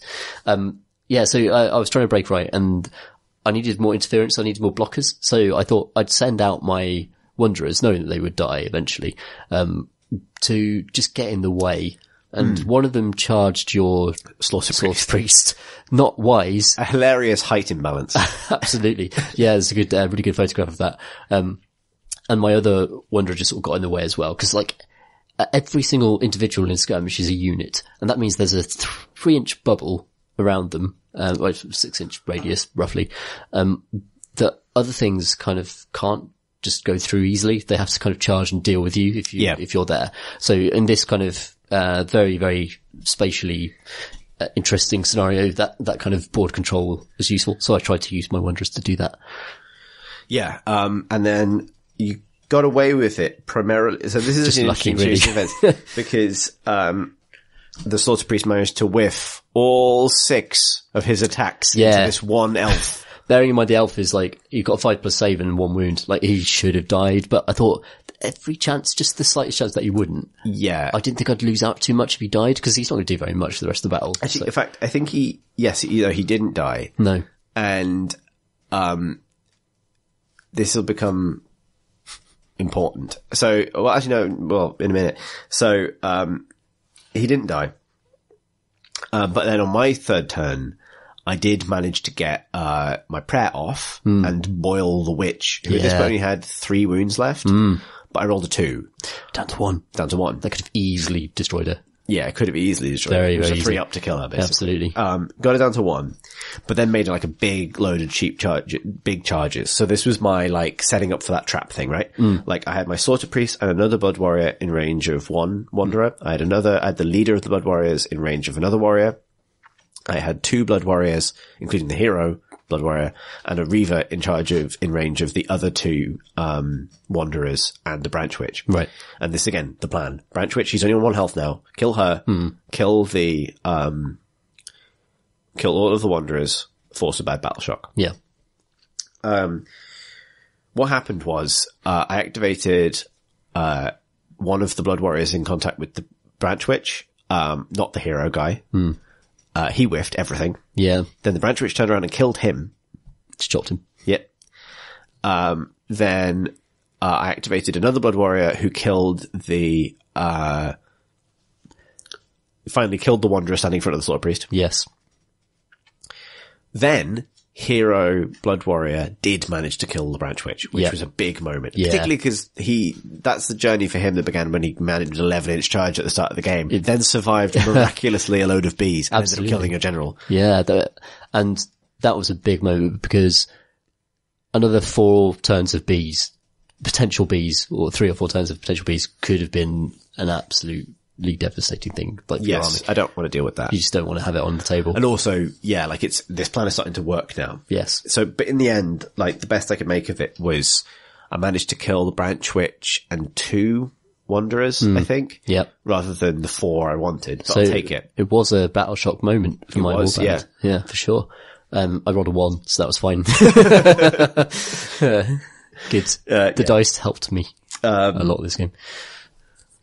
But yes, and then we had a kind of, so that was like a big momentum swing towards me because I had most of my guys left and your team was still sort of trying to round the corner. Like, so my notes for your 4th turn honestly aren't that detailed because it was Not much happened, yeah. Well, because your spites just kept kind of running. Yeah. And my Blood Warriors just carved up the rest of the Wanderers. And this isn't going to help with the battle shock. You keep having to take battle shock, but at that point you still need to roll a 1, 2, or a 3 to pass it, and you have the order reroll for That's battle right. shock. Which I never even had to use, but it was always there. Yeah. Like, if you'd rolled a bad 6, that's bad. But you got a 3, I think, so it was fine. Yeah, that's fine. And then, something real bad happened. So, well, it was actually at this point in the game that you said, like, cause the courier with the cargo and the little spite rooms were kind of rounding the corner for the final stretch. Yeah. But you'd lost the Branch Witch and I was in a position to kind of pivot and block the one where you had off the board. And you kind of looked at the distance and went, I can't do this. Like, the guy the Dryad carrying it could not, he was short 3 inches of being able to get into your deployment zone and score any sort of victory, according to the rules. So you have to get, you get a minor victory for getting into your opponent's deployment zone and you get a major for running off. And I realized at that point, like, I'd not maneuvered well with him. Like, if he'd have taken a more direct route, he could have gotten around the side and still gone into your deployment zone. But he was more than 14 inches away. So in the last 2 turns, he could not move far enough to do it. right. And I realized that there was no way he could actually get the objective into the place it needed to go. And so we talked about the objectives for a moment and we sort of decided that at this point you were playing to try and restrict me to a minor victory. Yeah. So we should explain the parameters about. Yeah. So I get a major victory if I can't pick up the cargo if you drop it. No. However, if the cargo is if the game ends and the cargo has been dropped outside of my territory, I win a major victory. Yes. If it is being held outside of my territory, it's a minor. So your objective at this point became, protect the cargo to restrict me to a minor victory. Yeah. To just give you that benefit. Exactly. In a future game in the campaign. Precisely. So that's kind of the spirit we went into this with. However, then the next turn, I realized that my Slaughter Priest was within, 16 inches of the courier. And because you only pick up the cargo at the end of your movement phase. Yeah. My hope was with a bit of luck and the right kinds of rolls, I could basically keep boiling the courier. Yeah. And force you, particularly if you won the roll off, like for the final round, then it would end after my turn. Yeah. And so you'd never have a chance to pick it up again, if that makes sense. Yeah. So I could kind of force the end of assassination moment. Yeah, like force the end of the game with it on the ground so I get the major victory that I was looking for. Yeah, yeah. So I go for the blood boil and I roll a 1. Yeah. And the reason this is a big deal, so the Slaughter Priest had 4 wounds left. And I roll a 1. And if the Slaughter Priest has killed a unit on the previous turn, you add 1 to the result. So the spell would have failed, which just sucked. But he wouldn't have taken D3 mortal wounds for displeasing Khorne. Yeah. But because on the previous turn, I had activated a Blood Warrior before him, and the Blood Warrior had killed the only target available to him. That's right. Yeah, he couldn't do it. Yeah. And then I rolled a 6 for the D3 mortal wounds. Yeah. So suddenly he's on 1 health. Yeah. It's happened in almost every game he's been in. Yes. Also, every 40k game we've played, I've seen Perils of the Warp at least once. Yeah, it's almost like the Chaos Gods actually hate you, Chris. Exactly. They've got something against you. So that was a setback, and that changed the way I had to use him, because I wanted to plow him into that line. Like, he's a big, fighty man. He's good. He loads of But it's suddenly like, oh no, so he's going to stand behind a screen of Reavers. Yeah. But so instead what I did was, do a strategic Blood Warrior charge. So I created the first wave of defense was the Blood Warriors. The second wave was the Reavers. And then at the back, the Slaughter Priest. Yeah. Because you're not getting the board edge. Sure. And I'm just going to kill things that try. Yeah. But it would have been smarter to just, as soon as I realized you couldn't make it to the edge, run. But let's kill some Spite Revenants, basically. Yeah. However, the only note I've written for this is Whiff City, USA, because I think we basically both flailed at each other and didn't do anything. Our dice were super cold for the entire thing, and except towards the end when they got really hot. Yeah, suddenly things started dying. But yeah, so I can't remember what happened in this combat phase, but so my Spite Revenant cage had kind of just rounded the corner, and they were just sort of making themselves a nuisance just to block off any charges to the objective. Being carried by my Dryad. And, their varying run rolls meant that they were kind of just scattered around roughly about a 7 to 10 inch bubble. And then you just had to sort of charge into it and try and dismantle it. But with your first, kind of wave of warriors, so it's your Blood Warriors that came in first. Yeah. And they charged in kind of piecemeal. So you had one made a charge into a Spite Revenant. Another one did as well, but it was pretty much just, that was it, wasn't it, for that round? Yeah. And I was able to swivel and pile in with my spites, to get a few extra kind of claws into the fight. And it was kind of a stalemate, but I took some wounds off those Blood Warriors. I did nothing in return as well. Yeah, so I got them, I think both of them down to 1, over the course of that combat. And suddenly things became kind of interesting. So I can't remember what turn we're on now. So that was, my turn 4. And then I won the roll off the next round, so I was straight to my turn 5. Yeah. And, we both had pretty hot dice, defensively. You got a 5-up save on the Spite Revenants, but they you made a lot of those. Made them all, I think. Yeah. You didn't lose a Spite Revenant in that game. No, that's true, actually, yeah. And I did kill a Dryad, which is not great guns, but got one. Yeah. Exact words was goodbye ad. Goodbye ads, yep. Poor guy.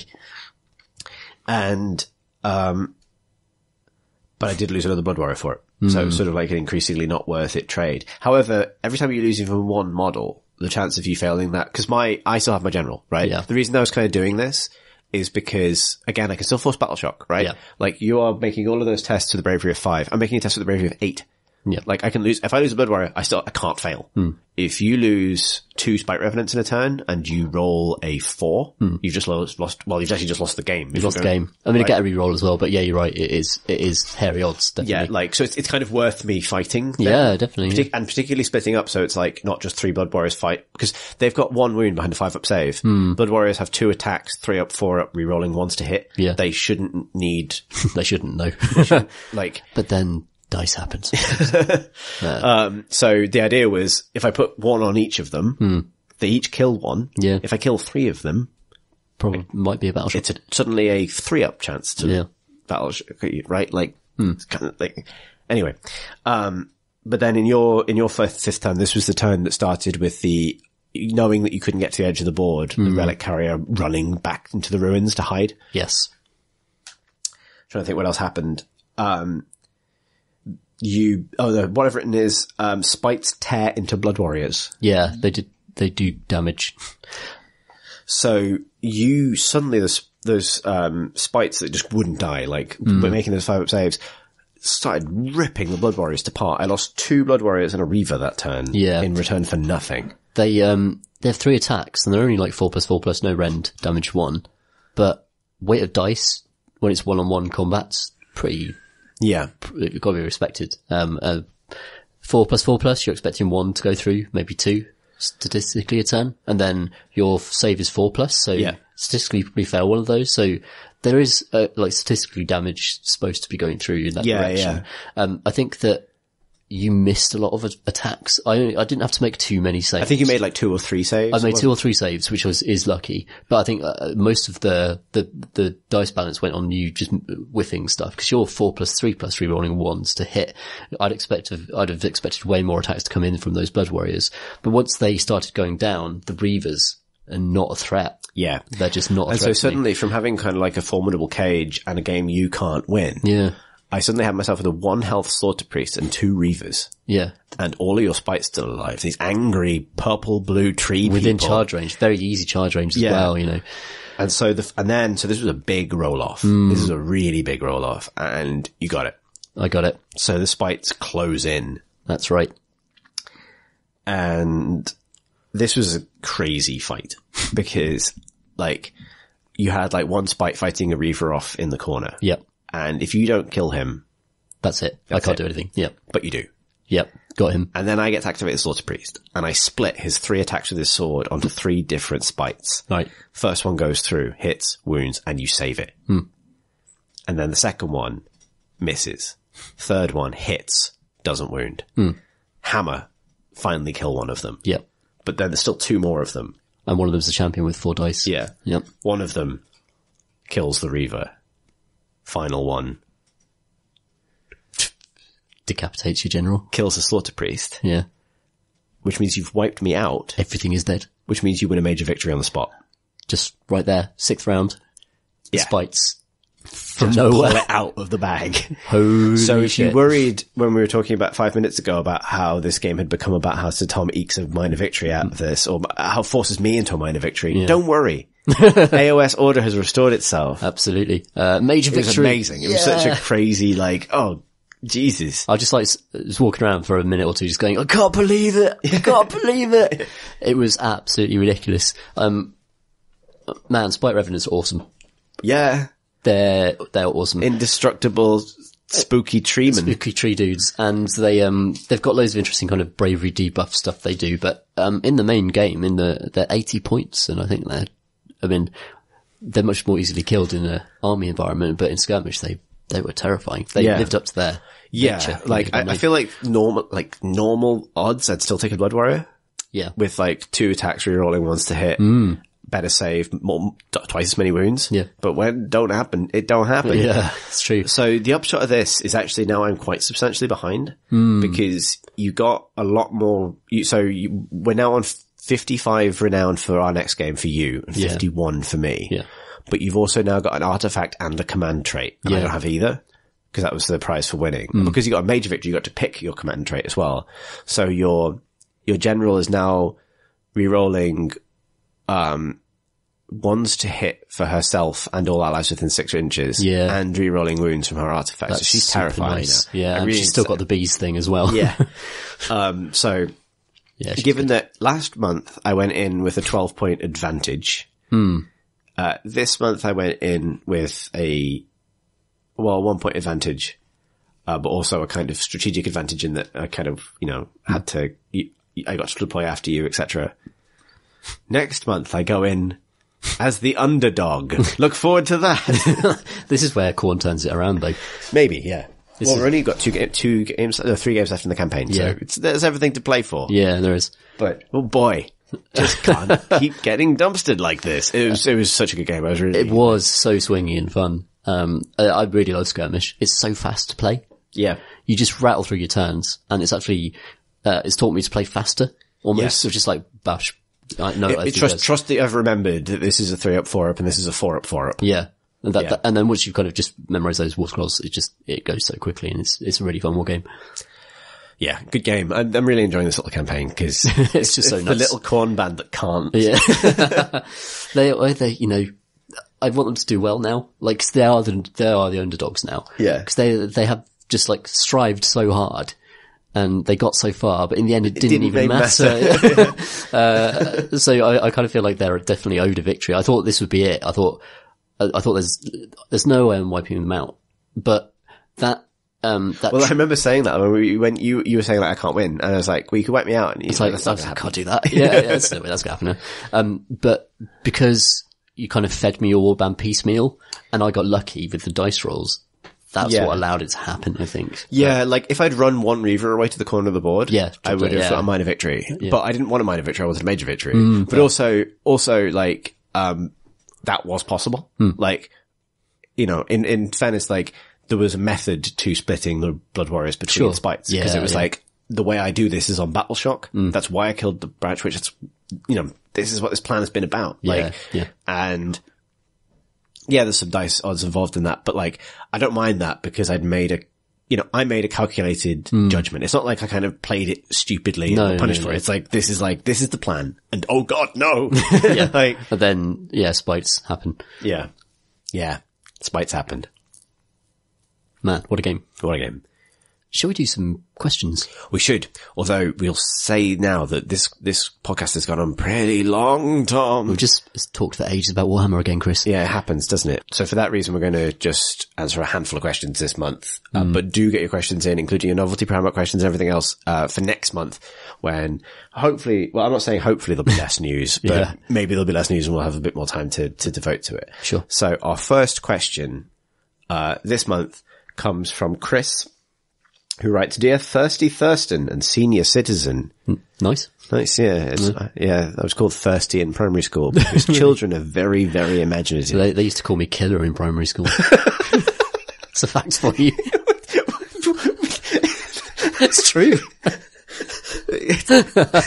Thirsty just sounds like my name. How did you earn Killer? I don't remember doing anything to earn it, but nonetheless.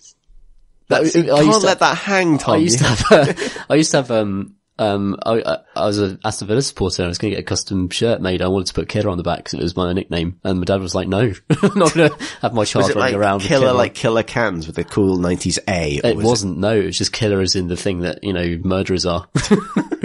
How did this? Please explain this. I honestly, there's no real explanation for it. I don't know why it happened. But it did. Okay. People know I'm a quite peaceful person. You are, yeah. Yeah. So Chris writes, many thanks for getting this 30-something well back into GW after many years. I'm sure I never really knew the rules properly the first time around. I very much jumped into two-footed purchasing in quick order a 40k army, an AOS army, as well as Shadespire and loads of terrain and the like.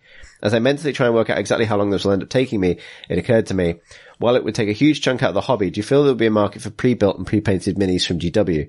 If I remember, my copy of Mage Knight has fairly mediocre pre-painted minis, and there is a massive jump between this and the huge GW range with their level of detail. There's a whole cottage industry that exists offering to paint Guild Ball teams, Malifaux crews and the like, and I wonder if an official GW paint studio might be a good source of revenue, but also potentially attract new players who are currently put off by the hobby aspect of our hobby. I feel like this email was far longer than it needed to be. Best wishes and many thanks for your excellent pod, albeit I've suddenly got surprisingly puritanical about casual swearing.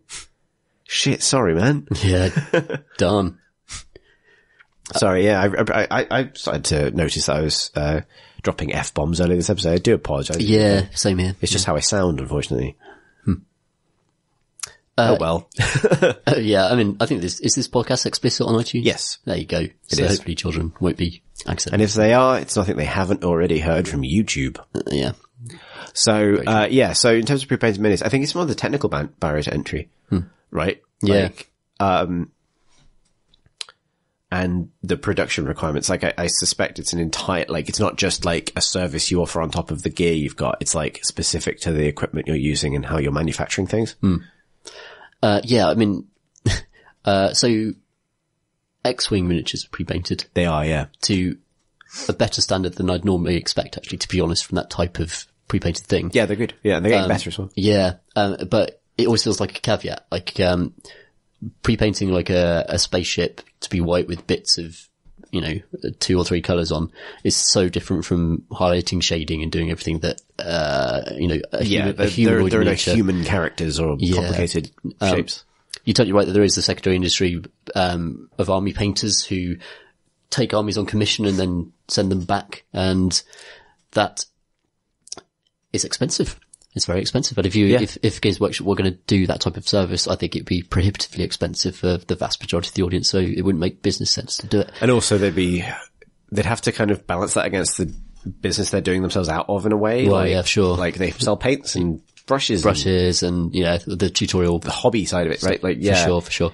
I think, like the X-Wing stuff, all the paint jobs are done in China. I believe some of them are machine done. Like they're kind of designed for that. The shapes are a lot simpler, as you say. The models are a lot smaller. Yeah. There's lots of reasons it can happen. And Fantasy Flight doesn't do this for its games that have humanoid characters, for example. No. And also, those spaceships are going to be like a single mold thing for the most part, apart from the ones which have like wing flaps and stuff. And so a single mold thing that you then put into a machine that then sprays it is doable. But for Games Workshop style multi-part kits where there's lots of assembly required, it's just a very different proposition. I don't think the technology really exists to do it. I literally think the closest they can get to this is what they're already doing with, glueless, like snap fit kits in colored plastic. Yeah.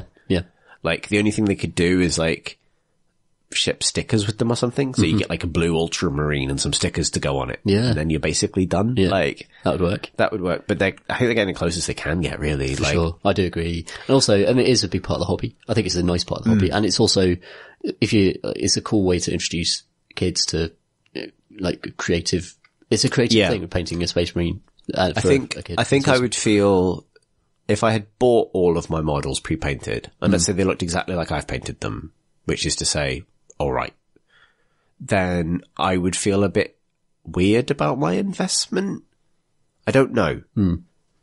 Even if they cost the same amount. This might be a weird thing to say, and I might be saying this as someone for whom the painting side of it is the biggest side of it. Yeah. But like, this is a strange thing to say, because we are just, every time I go to a miniatures tournament, Pip, my partner, says, good luck to the toys. And she's right. They are toys. And also good luck to them. Especially your corn boys. They need some, exactly. Those toys need some good luck to the boys. Good luck to the toy boys. Hang on. What I mean is like, but I think the moment I was buying like pre-painted figurines, I would go like, I'm buying toys. Yeah. Okay. Whereas at the moment I can live in a little bubble, which is like, I'm buying projects. You know what I mean? Yeah. That makes sense. It's and I have a sense of personal attachment to all that stuff on my shelf that I wouldn't have if it was like, because I have also shelves sort of pre-painted X-Wing miniatures. And the reasons I get a different thing out of them because I love Star Wars and I love the authenticity of those original paint schemes. And some of them I have repainted. Yeah. But like, it's a different draw. I don't know if I would go and buy a big box of like official looking Space Marines. You know what I mean? And then I definitely wouldn't pay 3 times the rate. Because even if they were 3 times the amount, that would still be cheaper than an army commission. That's true. Painting job. Probably. Yeah. Probably, for a good one. Yeah, some of them do double, but only for just like tournament standard. If you wanted something that you'd be proud to put on your shelf, you're looking at it 3 or 4 times, surely. And I find it hard to really break out of my own habits. Like for me, the painting is such a big part of it that I can't imagine it just thinking about it. I'd play a card game instead. You know what I mean? Like I'd play Magic the Gathering. I'd buy, I'd buy a board game or something, and it's like a different mental territory for me entirely. Like I wouldn't play a war game necessarily in the same way. No, I don't think so either. But maybe we're bad people to ask. Yeah, exactly. We're pretty into the hobby, so. Yeah. But nonetheless, like, I think for GW it'd be interesting, but I think it's so impractical. Like, the best thing they can do is offer, like they are, like, plenty of people, can buy Shadespire and play it fully without painting. Oh, yeah, yeah. With, it simply becomes a board game with detailed, colourful plastic pieces. Yeah. That's cool. Yeah. Our next question comes from Pete Fienia on Discord, getting his now, it's a good question, but also I'm glad that he's managed to finish his full combo. Actually, no, hang on, because we didn't do questions in the first ever episode, did we? I don't think so. Obviously not, because, so he's not got his full year yet. No. Which, I don't know, you get a badge or But his questions are always really good, so, yeah. They are, yes. Good job. And this one is, hello, Iron Toms and Thousand Thurstons. I'm sorry, I'll try harder next month, he adds. This week, I ask of you, do you repaint old miniatures you've already done? I'm embarking on making my AOS Skaven army, mostly comprising my 2014 Warhammer Fantasy Battle Skaven army rebased. However, my painting from that time was terrible, so I'm repainting them. I've heard quite a few people like to keep their old minis as they were for the purpose of seeing how far they've come, but I can't bring myself to use them in their horrible, only base-coated state. Is it a good idea to have some old, badly painted models in your lovely army? Thanks. Loving the pod as always. Fienia/Pete. Really good question. I struggle with this because the Liberators I painted out of the box when I first started getting back into this are rubbish. I was pleased with them at the time and it was really satisfying at the time. But now I actually want to field those Liberators in an army alongside my much better painted stuff. I'm like, actually, I don't really want to repaint them. I just want to put them in a box and never look at them again. And then buy another box of Liberators. Games Workshop would be delighted to hear this. Buy another box of Liberators and then actually just paint them up completely fresh, but with all the weapons options and stuff that they lacked in the original Yeah, box. yeah. So yeah, I do want to erase my past in that way with my miniatures painting. Having said that though, I mean, comparing, my my Spite Revenants to previous things has been really pleasurable because I did the Dryads a lot faster and they're a lot cleaner and better than stuff I took a lot more time on about a year ago. And that does feel like progress. It's just the very early stuff I do want to replace if I'm going to be playing with them. Yeah, I think it's harsh in that case because the Liberator is such a kind of core unit. Yeah. Like I think I'm quite lucky because my kind of return to the hobby was like the Horrors and Kyrek Acolytes and Zangor from the Silver Tower set. All of which I think are like all right, but similar. Like I wouldn't run those Zangor in an army now. But luckily I don't have to. I'm like, you are replacing them. You kind of sort of. There's no, because they came out before Zangor rules were kind of locked down. Yeah. They don't really cohere into a unit very well. You could use them to bolster a unit. Yeah. But I've sort of, I could, and because the minimum unit size for Zangor is between 10 and 30, and I've got 30, so I don't need an extra 6. Yeah. Like, I'm just leaving them, basically. So luckily I kind of got my first month and a half, 2 months of kind of slightly wonky stuff out of the way on something that I don't factor in. use every day. Yeah. But there are other things like, I feel like the good things about my Gaunt Summoner, but there are things about it that I know I could do better now, but I have no intention to paint a new one. But when I go to, the London GT later in the year, and I know there's a big painting component, I don't want to be completely out with a shot. So I'm just not going to bring them. I'm going to build my army about something else. Yeah. So the most recent kind of, where the painting quote unquote matters, I have the choice to leave some of the less finesse stuff at home and focus on the stuff that does matter. Like, I'll probably bring loads of the pink horrors, but that's not the stuff people's eyes going to be drawn to anyway. No. So it'll be like pink horrors, the Lord of Change, the new Sangor, like that kind of stuff. Yeah.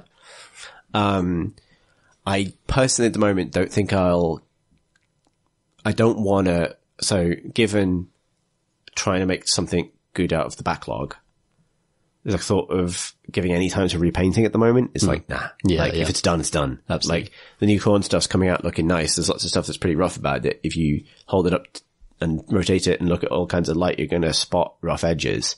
But that's what tabletop standard means, right? And they're done, right? Yeah. And I probably will never revisit them because my reward for finishing my backlog will be some exciting new project, not, and now finally time to polish everything. Yeah. Because also it's about being practical with what you're likely to use and how much you're likely to use it. And, I'll get plenty of enjoyment out of playing the Khorne miniatures and having games with them. But I probably will not, and this is the thing I've gotten a lot better. It's the same as you were saying about getting faster. Like, I've started to learn to apportion the amount of effort to something that it will give me back. Yes. Both in terms of what I buy, but also in terms of like how much time we spend painting something, right? Khorne is not my primary army. I'm really enjoying it. I'd love to build it out, and maybe one day I'll be sat on 3,000 points of Khorne and it'll be like, oh, okay, got this as well. Yeah. But, either way, it's like, if it's not my primary army, then it doesn't matter if they're not perfect.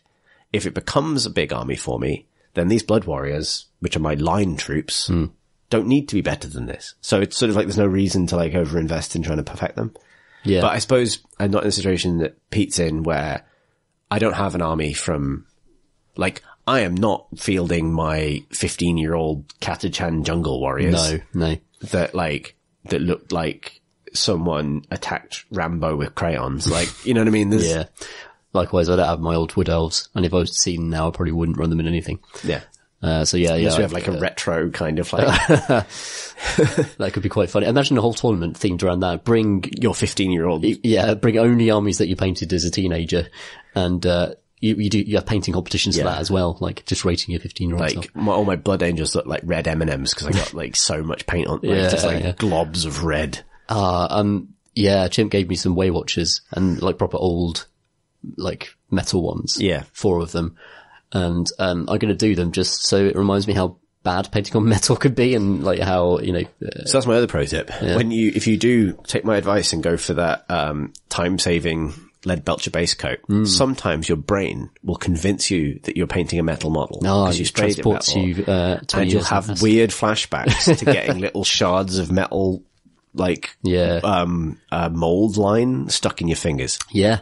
Yeah, those little kind of twiggy, sharp bits that you have to snip off. You'll just think that it's happening for some reason. Wow. Excellent. not. Good tip. Yeah. It's a kind of Horror. a horror. Yeah, little body horror. I haven't been so horrified since I learned about the horse fingers. Yeah. Thanks, Macro Brothers. So that's like, I think at the moment, like, yeah, revisiting, no. Or however, that said, a plan probably for pre-London GT is I am going to do another round of highlighting and model change. There's a few little things I want to pick out. Oh, nice. But that's not It's a like showcase top model, though, of isn't the it? list. Yeah. And it's like, if I take it, the most important model in the list. Yeah. It's not like, this Zangor warrior's bum flap is insufficiently gradiated, which is how I would have definitely felt about it a year and a half ago. Yeah. Priorities. Yeah, exactly. Priorities. Bum flaps, no. Big magic wing flaps. Absolutely. Yes. Yes. That's very AOS. Lovely. That is all the questions we have time for because this has been a very, very long podcast, and apologies once again for the casual swearing. Now I'm self-conscious about it. If you'd like to send us a question for a future episode, you can email us at miniatures@crateandcrowbar.com. You can also tweet us at minismonthly on Twitter.